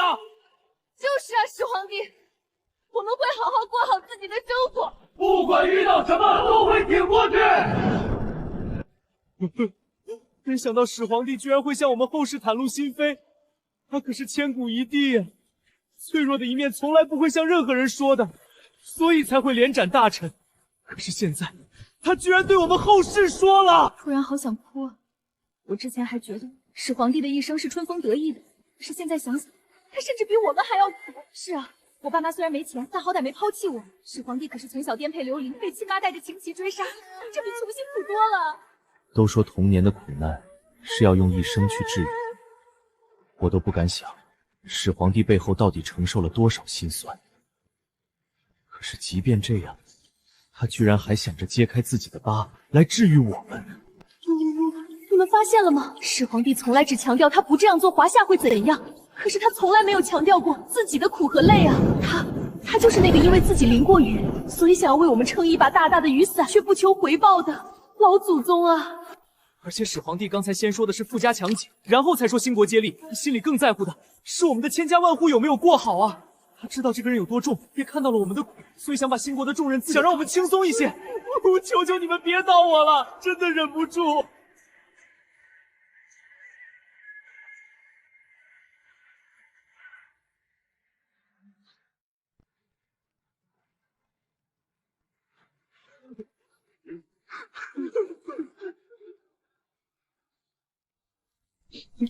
我就吃个烧烤而已，干嘛大晚上让我哭啊？老板，你怎么回事啊？这烧烤烟怎么这么熏？怪我，风向不对。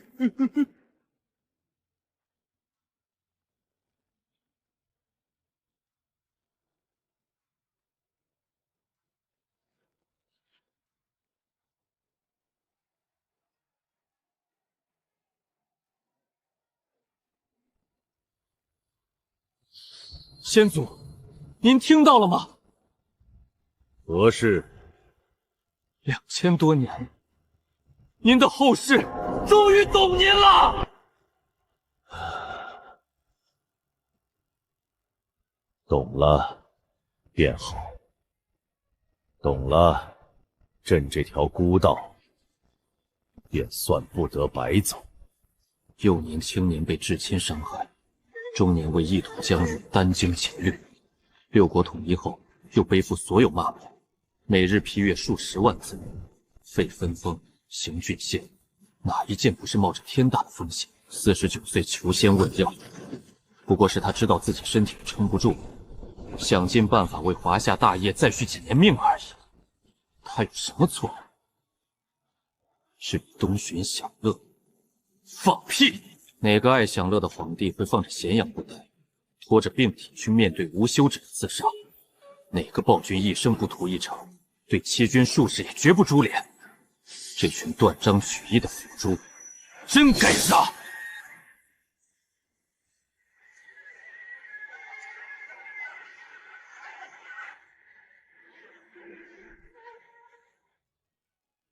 先祖，后世，懂了。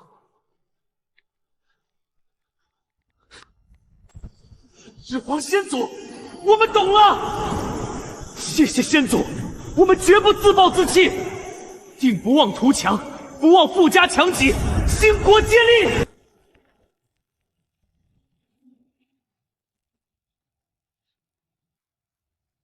海外传输通道已破译，全球转播信号，给老子接通！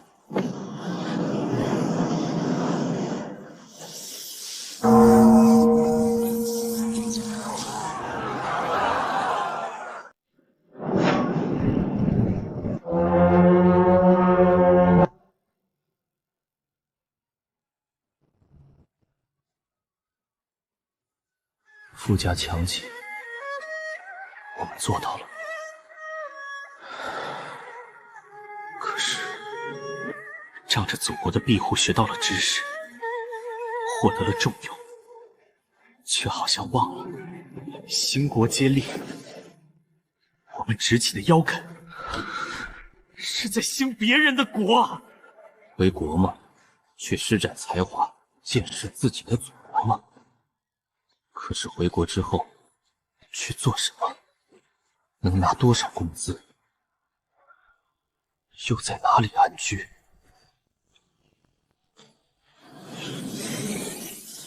华华大兵节目出生，后世子孙真是让朕失望。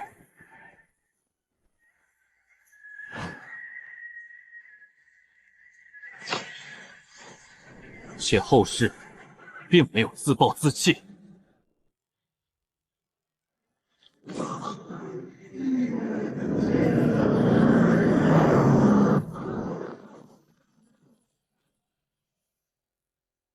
并未自弃，莫说是3个敌人，就是100万敌在前，只要一息尚存，便该血战到底。更何况是以100敌3，为何要束手就擒？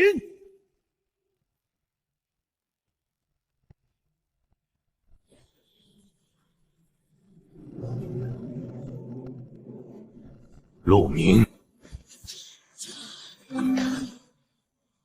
始皇且看后世近代之列吧。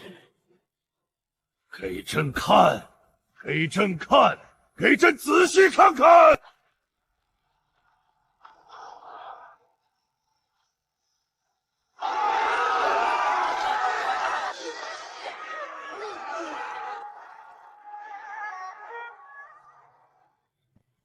如果朕能一统世界，能为后世做得更多的话，他们绝不会受如此之痛，绝不会。可是现在，朕却只能眼睁睁地看着。后世，你们的近代之列在哪里？在哪里？若是你们身陷荼毒，无力反抗，朕带过去，把秦军带过去，让朕为你们而战。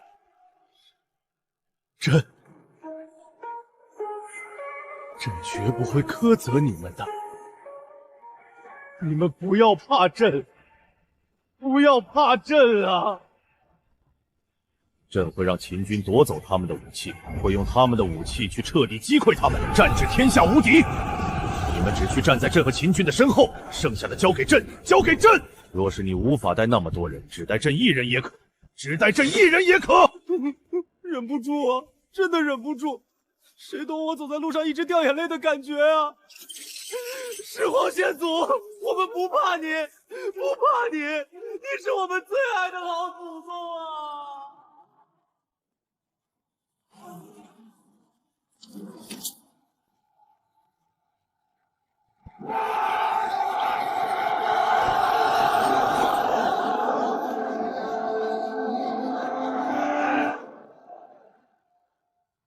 学生，你为什么学习？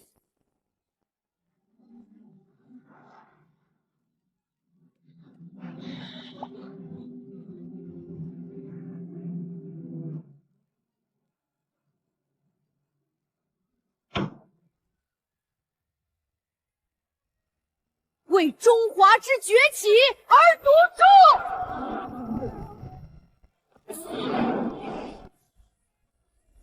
为中华之崛起而读书。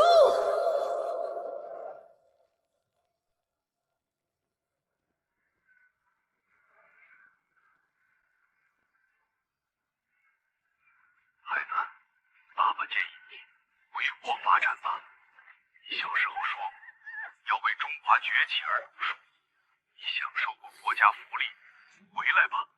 钱多钱少都是自己的，跟着我们的国家一起变好吧。国家也会让我们拥有和发达国家一样的待遇。爸爸希望你也是创造者，这就是你小时候的愿望，你也是有过报国志向的。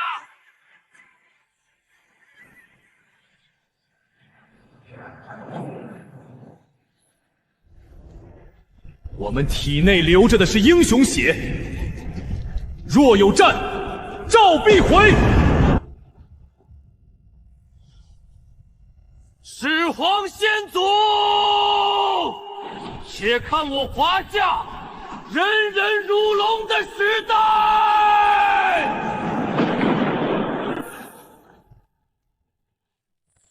华夏人是杀不完的，敌人只能砍下我们的头颅，绝不能动摇我们的信仰，因为我们信仰的主义乃是宇宙的真理。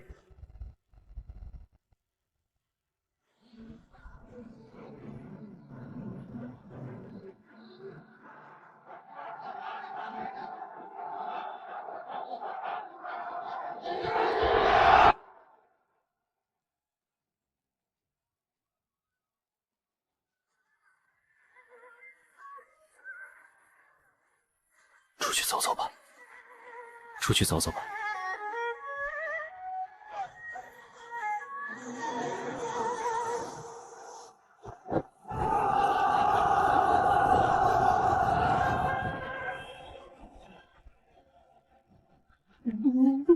当年就是这群先辈国家呀！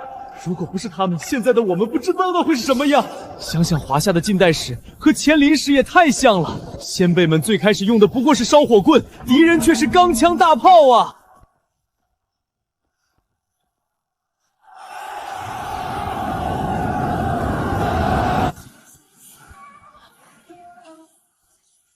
星星之火，星星之火！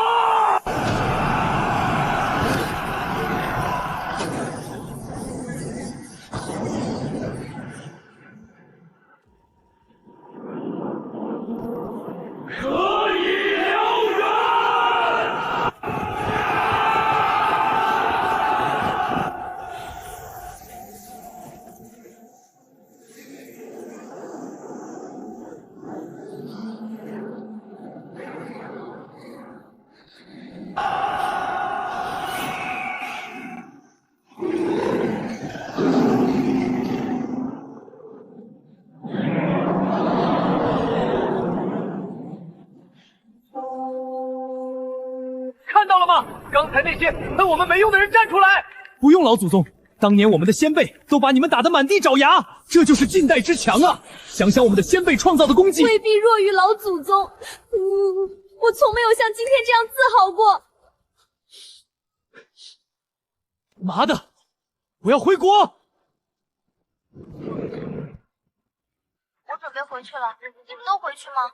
回啊，当然要回，我恨不得现在就上飞机。还以为我被西方的利己主义彻底洗脑了呢。先辈们那么拼，还是会忍不住想要回去。是啊，我们都流着华夏人的血，现在不回去，还要等到什么时候？但是这事必须要慎重。听说之前林经营走的时候，差点被拦了。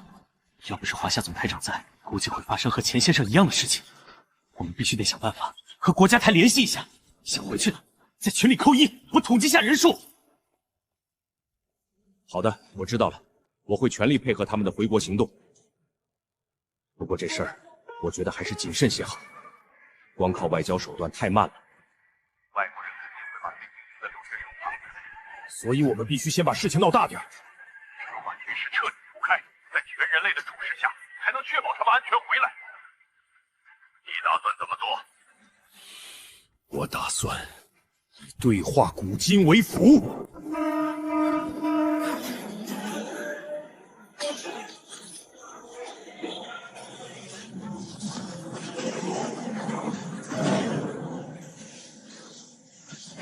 他是什么人？好一个修栈道，暗度陈仓。既然要闹大，那就索性让这把火烧透整个世界。始皇先祖，晋猜之列，你已亲眼见证，但华夏之战至今未休。未休？何方宵小，敢欺朕的后事？先祖，此时此刻，正有无数身怀绝世之才、堪称国之重器的华夏子孙，散落于四海之外的异域。今日，晚辈便借先祖之威，借大秦扫六国之气败，在这万国瞩目之下，迎我华夏龙骨归位。哈哈哈哈哈哈！才！这就是后世当代之强吗？不是，不是。那是后世的近代之强，当代之强，还看今朝。先辈们开天辟地，挽大厦于江青，功勋盖世，但我们当代儿女也并未辜负列祖列宗。从一个支离破碎的国家，到万丈高楼平地起；从百文代兴，到全世界都跟铁龙般横跨天堑，到全世界都望而兴叹的击剑狂魔。从遭受敌人的武器讹驾，到我们拥有自己的武器，且成为世界军事强国。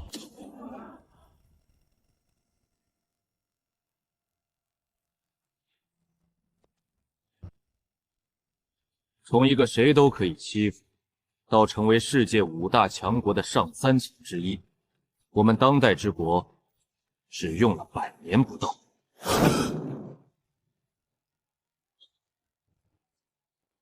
后世100年不到，就取得了如此功勋。从孝公先祖力挽狂澜到朕这一代，大秦可足足花费了140余年才一统6国，且仍百废待兴。即便如此，还是在武器皆为兵戈的前提之下。可后世之开局，竟在100年不到的10个烧火棍就驱除强弩，跻身世界之强。哈哈哈哈哈哈！财，身财！哈哈哈哈哈哈！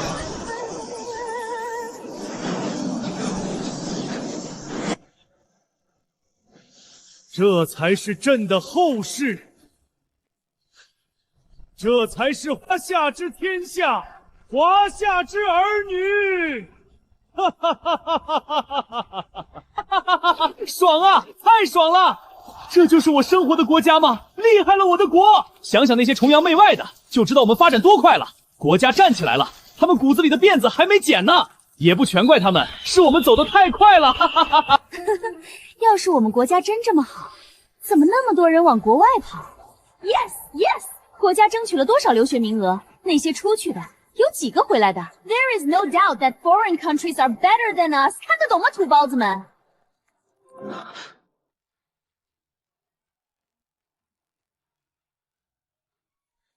里面的确有很多人不回来，就算说这话的是外国人，我们又能怎么反驳？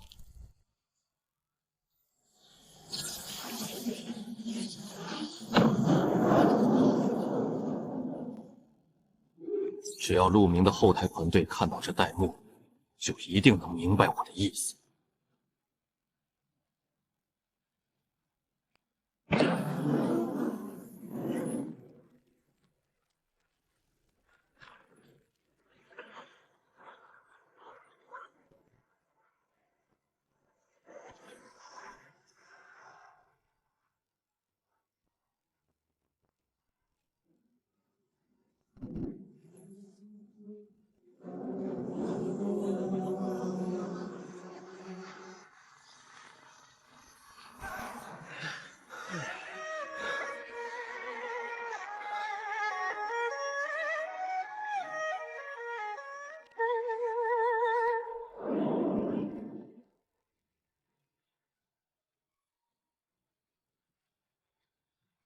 人都集结完毕，但是这些身在海外的学子们到底要做什么？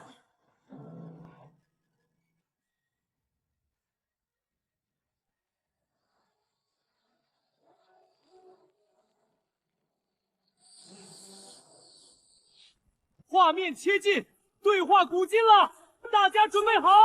已经切入对话古今，随时准备开始。就让那些说我们不回去的人好好瞧瞧，老子可是要回去的！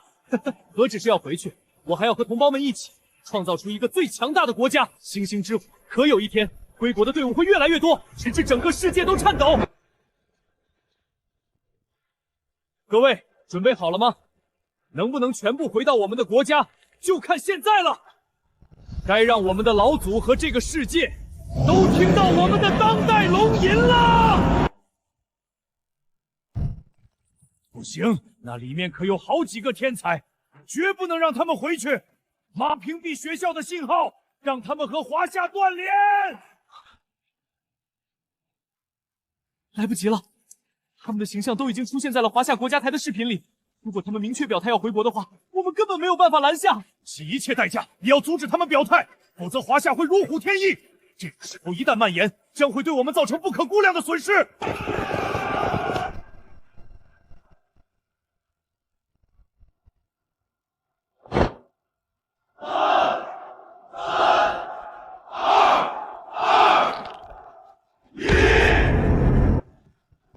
始皇先祖，晚辈陈昊天，在国外留学2年了。今天开始，我就要回到华夏，为我的国家效力。始皇先祖，晚辈陈江明留学5年了，今天我也打算回国去建设自己的国家。始皇先祖，晚哥哥留学3年，请您放心，我们华夏后世绝不会自暴自弃，炎黄子孙不弱于人。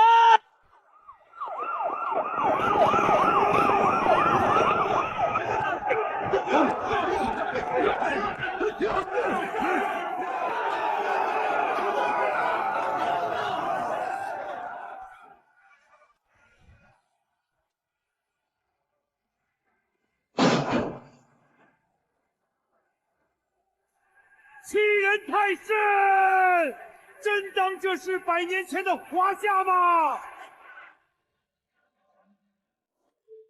如果你们不怕国际影响，不怕事态升级的话，就尽管拦他们。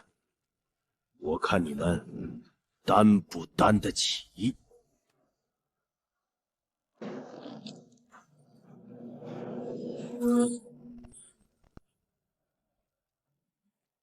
呵呵，想回国没那么容易。让那些保安直接用电棍，别电傻了就行。校长，对话古今的直播间里还有留学生的画面。不，这不可能！我们已经屏蔽了信号，连专用线路都切断了，这绝不可能！能切断本国的信号又怎样？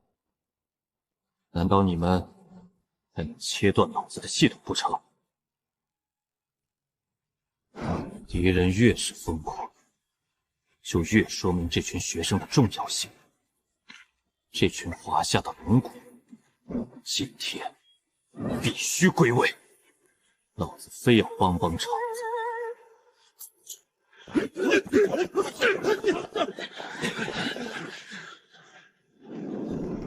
只是接下来还得自己啊！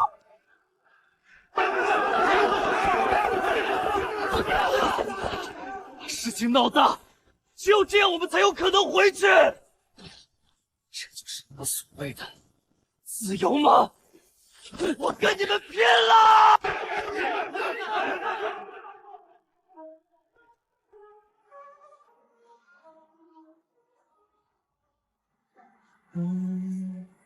我的伤就在我脑子。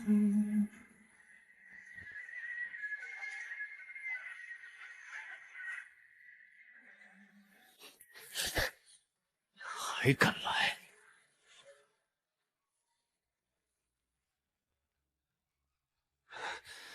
洋装虽然穿在身，我心依然是中国心。我的祖先早已把我的一切烙上中国印。啊！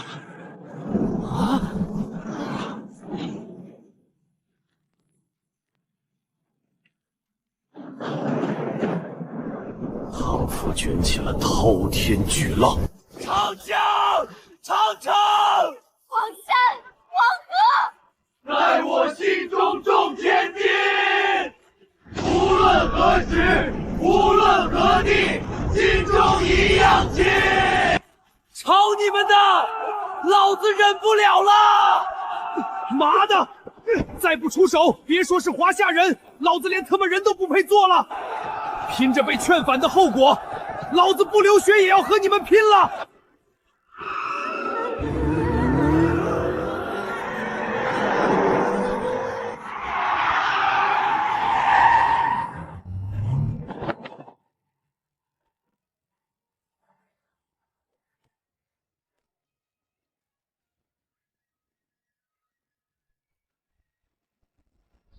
谁再动他们，便是与整个华夏为敌。我看谁敢！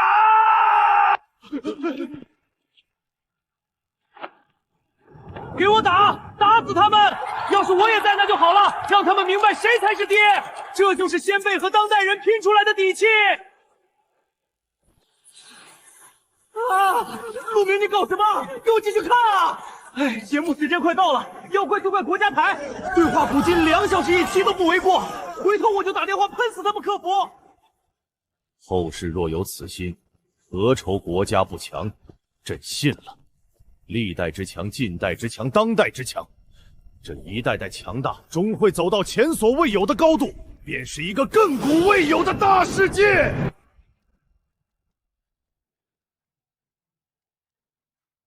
先祖，晚辈这次来还带了2份礼物。朕为皇帝，怎能要后世的？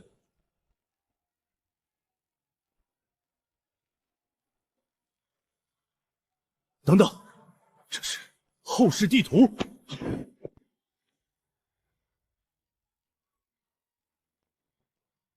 这就是后世的世界吗？才，额帝，都是额帝！哈哈哈哈！我操，陆明怎么搞得跟真对话始皇帝一样的，还他妈带世界地图？哈哈，这设计也太嚣张了！他不会真打算让始皇帝一统全球吧？搞得这期还没结束，老子就开始期待再见始皇帝了。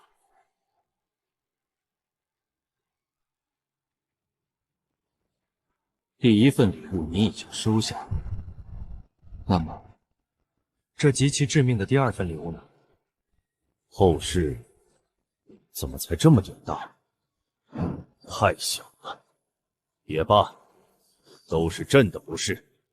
朕要是早有这张地图，华夏也不至于偏居一隅。fuck， 华夏老祖宗这么装逼的吗？你们还偏安一隅？哈哈哈哈，就是偏安一隅，怎么了？我们的始皇帝还要把你们老祖宗打下来呢！脚捧国大，大的连我的脚都塞不下。先祖，晚辈在古代只能待半个时辰，现在时间差不多了。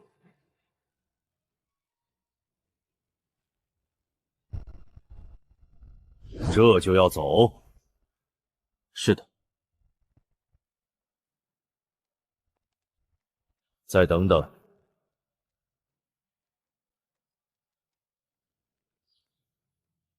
你既送了朕地图，朕亦送你一礼。谢谢先祖。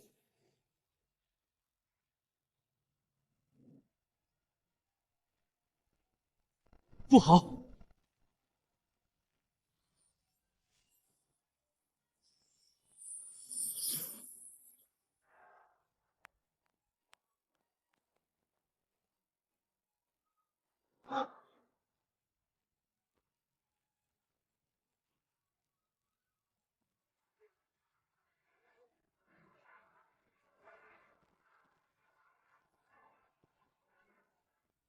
其实您完全可以把胡亥逐出咸阳。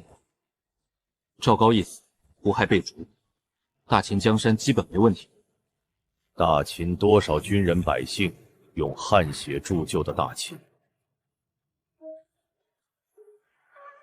毁在了胡亥手中，他自当为后世赎罪。何况朕即将横扫八方，若是再让朝中之人有所幻想，支持胡亥，不利于朝政合一。还是那句话，为了大秦万世之基，朕可以死，朕的儿子也没什么不可以。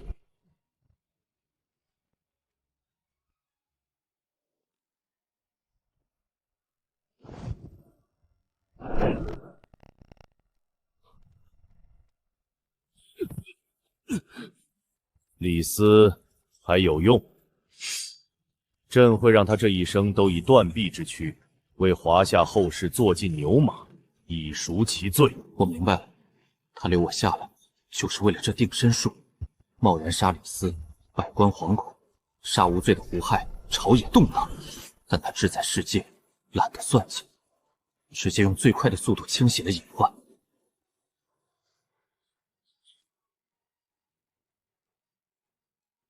后事，朕要与你定一约定。先祖，请说。若有一日，华夏屹立于世界之巅，你必要来见朕，就以8年为期。8年后，你们要让朕看到一个巅峰强国，要远迈汉唐，远超廷明，为世界之最。朕则让看到一个一统世界的大秦，如何？明知天涯海角，距离让人望而生畏，他竟浑然无惧。万古一帝的魄力，根本不是常人能想象的。先祖，您明明还有10年寿命，为何偏偏定下8年之期？对啊，为什么是8年？难道始皇帝觉得8年就能一统全球？这绝不可能啊！因为8年是朕能撑住的极限，即便朕以后不吃那所谓的仙丹，朕也必会为你们竭尽全力，开辟出一个前所未有的大一统帝国。这个世界应该只有一个国家，那就是华夏。只有这样，才不会有人再敢欺辱你们。朕意已决，今后会经常东巡大秦，保大秦江山宁一，且派蒙恬杀出长城，为后世横扫天下。日后摆在朕面前的奏折会越来越多。朕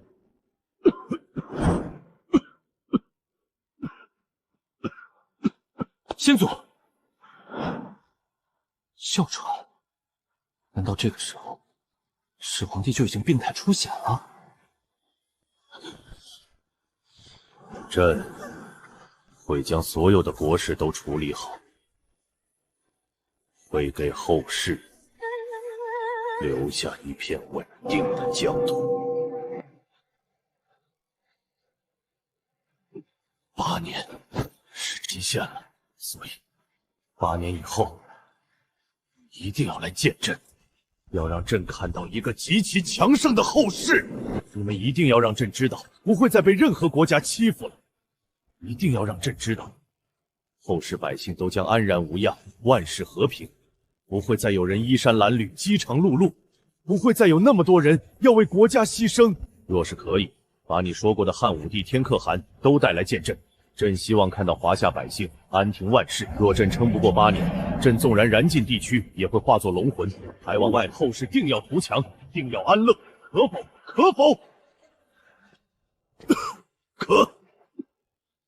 请先祖放心，晚辈一定会牢记和您的承诺，一定会去和那些英雄们对话，一定会和后世一起开拓出一个盛世最强国。后世一定不忘图强，始皇先祖，我们一定会完成您的夙愿。先祖，其实我们现在已经可以吃饱穿暖了，您不用担心，不用担心。后生，你回去吧，记得8年之后再来见朕。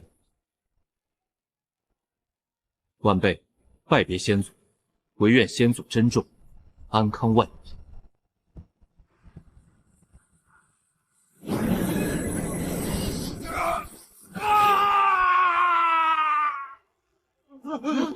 敌人啊！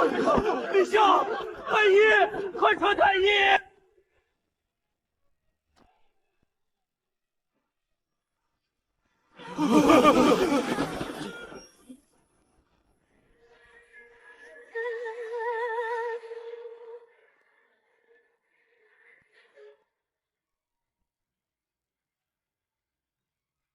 日起，史书非秦记皆烧之。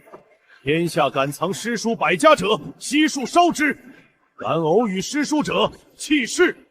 以古非今者，卒30天不烧，今为成定。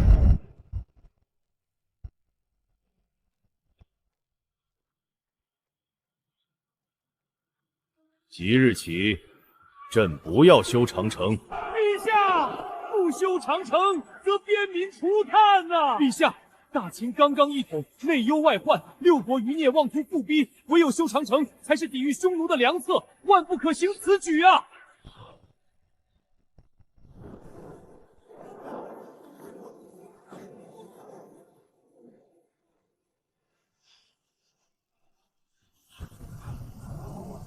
朕要杀出长城！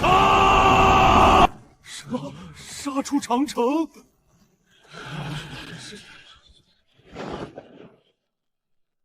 蒙恬何在？末将在。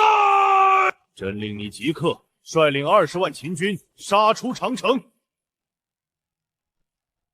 却捐毒700余里太少了，朕要他们万里绝人乎！告诉将士们，大秦只能供给他们3个月粮草，匈奴草原之后还有许多丰富之食物和资源。朕的命令只有一个：打到哪儿，吃到哪儿。若是3月之内，尔等不能马踏匈奴草原，则自生自灭，不可回还。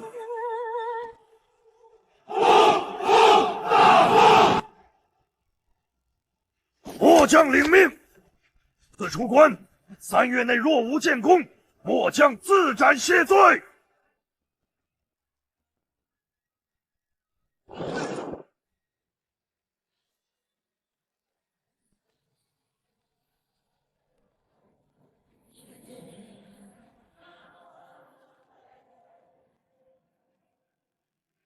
契约无异。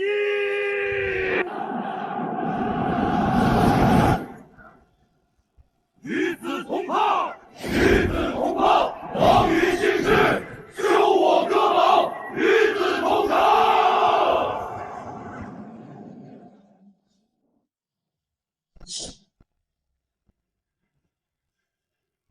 契约无异，与子同责，与子同师，救我毛戟，与子协作。契约无异，与子同生。王于兴师，修我甲兵，与子偕行。修我甲兵，与子偕行。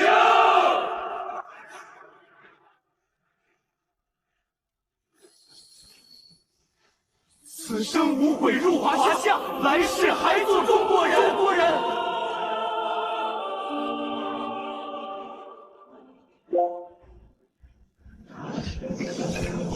此生无悔入华夏，来世还做中国人。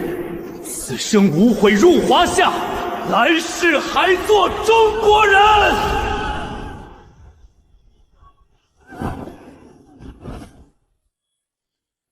后世契约无异。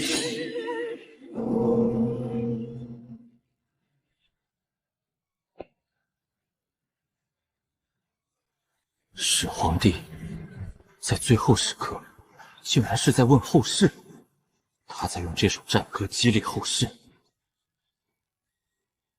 是啊，契约无异。华夏后世，早有无数先辈为我们披上了衣裳，早有无数先辈为我们打完了仗。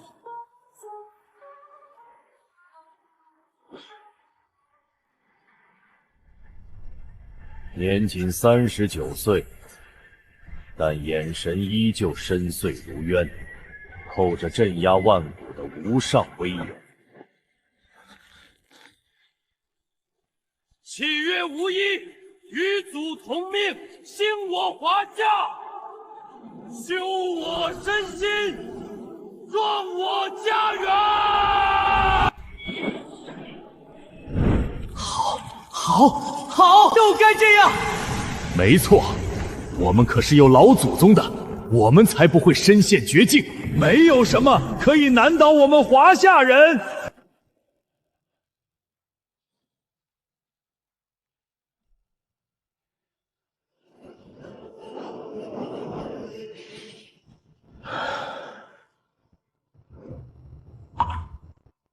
契约无异，与祖同命。老祖宗自会庇佑我们，修我身心，光靠我们自己，照样能过好这一生。哈哈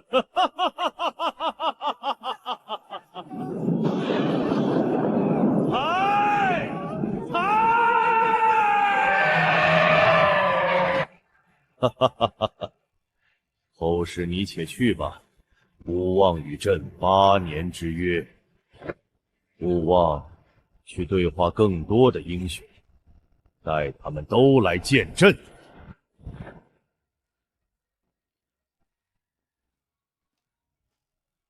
朕要与他们一一把酒，与他们论尽古今盛世。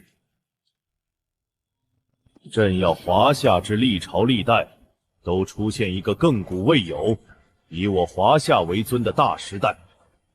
此一切当从朕使。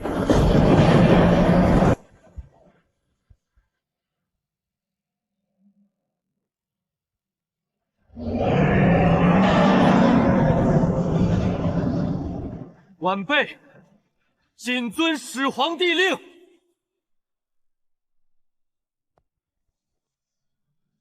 后事，陛下在与何人说话？风，大风！风！大风！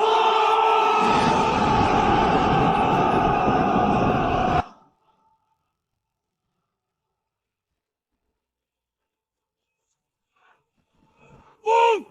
大风！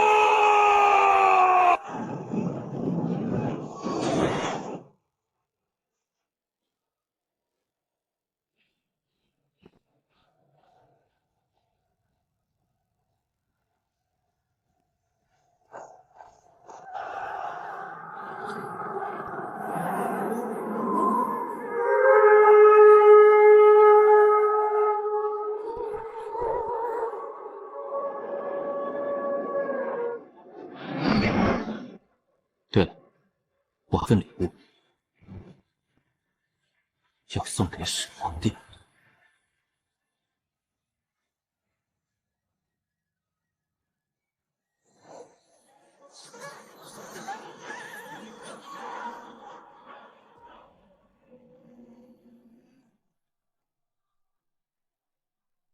啊！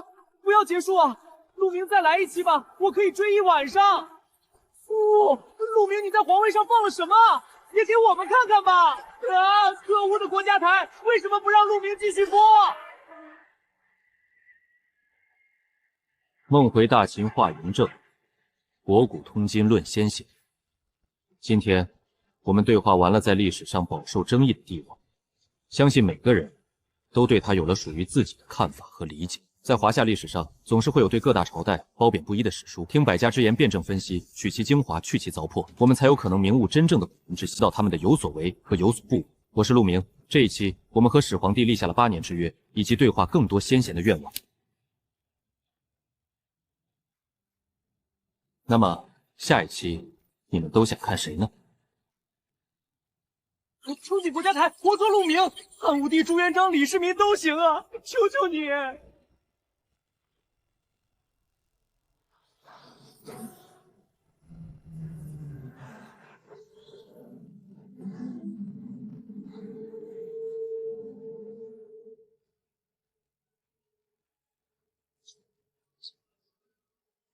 我操！陆明居然也会玩反转！始皇帝！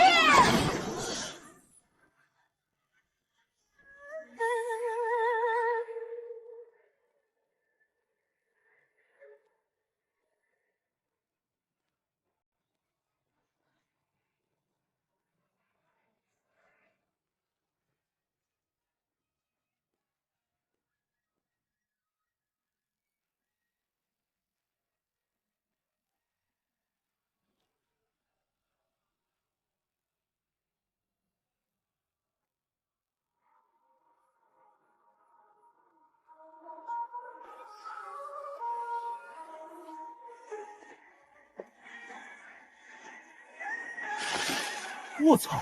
陆明居然给始皇帝送糖！要不要这么虐我啊？始皇帝的人生确实苦啊，确实该给他吃糖。这或许是他一生中能吃到的最甜的了。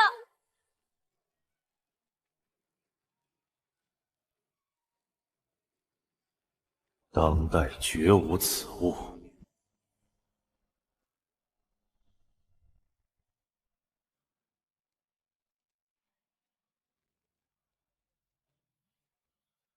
真甜啊！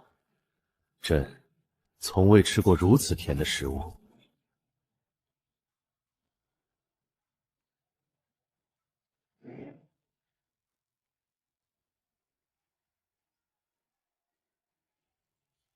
即日起，大秦兵锋所至，即为长城。若有以古非今者，以九族；若有妨碍大秦征战四方或临阵脱逃者，以九族。凡我秦兵所至，若有敢率军反抗者，灭国之后，以其九族。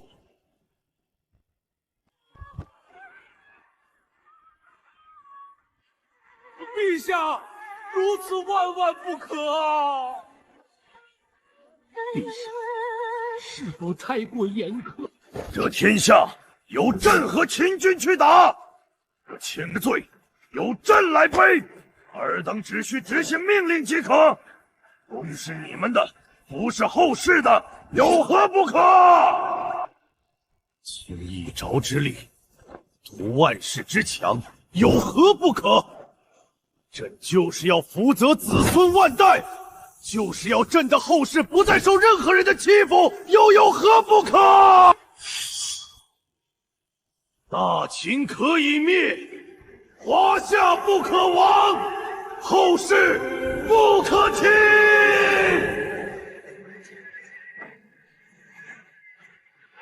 陛下，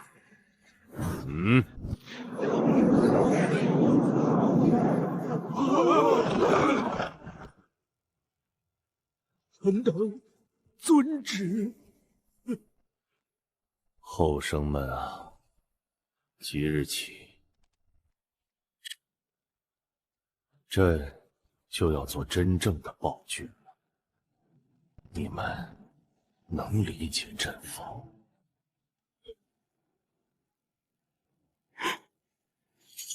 始皇帝千古，始皇帝千古，始皇帝千古！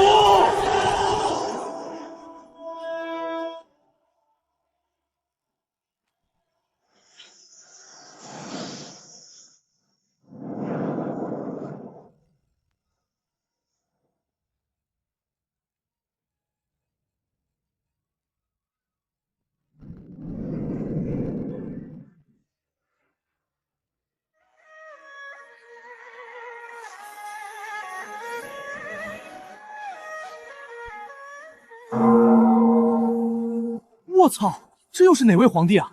这皇宫好气派，怎么还有那么多奇装异服的？是大明吗？绝对是大唐，万国来朝啊！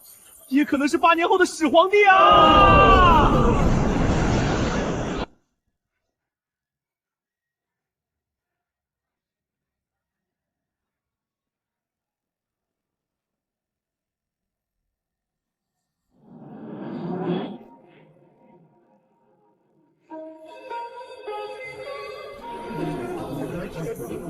啊！怎么回事啊？陆明下一个到底要对话谁？好家伙，又断又断，你们还让不让人活呀？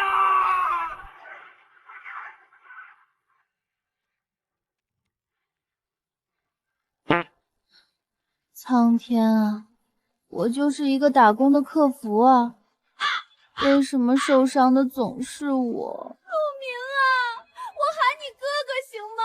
求求你下去给观众们救火吧，别再让他们看什么秦皇汉武了呀！总台长，古今富最高巅峰在线280万，节目结束时还在狂涨。官方账号已经有了200万真实粉丝，而且每分钟都在以万为单位暴涨。哈哈哈哈哈！好，好，哈哈哈哈哈！看来我们得考虑给陆明升职了。对话古今从现在开始彻底交给他。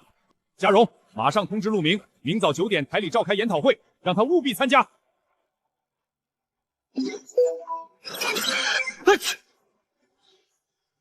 仰慕和交集还说得过去，这杀千刀是什么鬼？总感觉有人想砍我，是怎么回事？